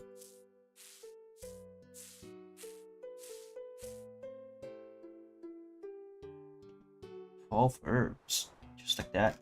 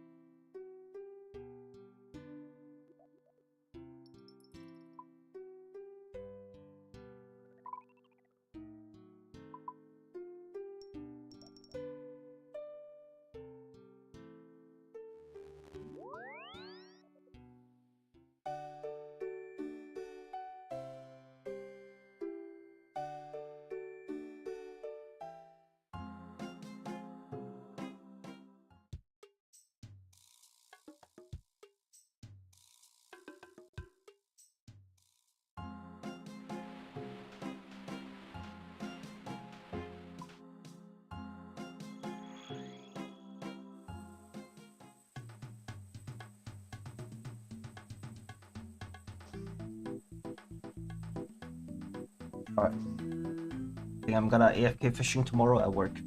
Or whenever I'm idle. And yeah, well, that's gonna be it for today. We actually got a lot done, actually, surprisingly. We got one whole collection log slot from Barrows and 3 unique drops, even though 2 of them are dupes. And we finished 2 quests, so that's pretty good. The final dawn was something that was on my to-do list for a while because of the weapon that it gives as a quest reward, so that was really nice. Yeah. I think with that, we are done with all the short length quests. And now all the quests going forward are gonna be medium or above in length. So that's gonna be fun. I think next time I do quests, I'm gonna knock out Land of the Goblins and maybe the Great Brain Robbery if we have time. Another quest that we also knocked out today was Ragged Bone Man 2. That quest we started really early on in the account, by the way. But then we couldn't do it for the longest time because we didn't have the Slayer level. And now that we have the Slayer level, I didn't want to do it because it's just a pain in the ass. It's like a fetch quest, you know? But then, yeah, we kind of bit the bullet and we got it done today. So, great.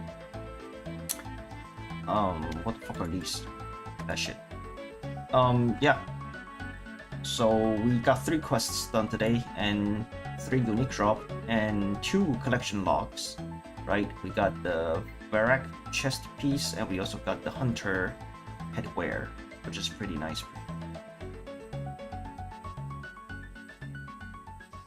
Yeah.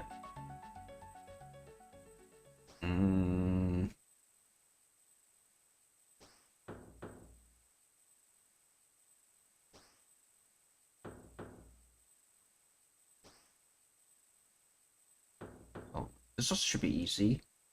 This one should be easy. This one should not be that difficult either. Taste of Hope. It's just out of the way, but this one shouldn't take that long. Do I want to do quests tomorrow? Actually, I have to do housekeeping stuff tomorrow. Maybe there's no stream tomorrow. But if I'm online tomorrow, I might just do something chill. Like maybe get a few quests done or something. But otherwise, I think going forward, we're gonna try to get at least 10 Barrows run done every day, just to get our leg drop, you know, just 10 a day, not too many, you know. It's kind of like the gacha game dailies, yeah. I gotta clock in and play a little bit so I can claim my gems. Except that this time it's well, I guess it's kind of like gems in RuneScape, right? Where you're doing these bosses like 10 times a day, you're kind of just earning the premium currency to roll on the unique drop table, right? That's kind of what you do with the gacha games too. You just do your dailies, get some gems, and then when the new banner comes around, you just roll on the gacha. Mobile games are just MMOs with extra steps.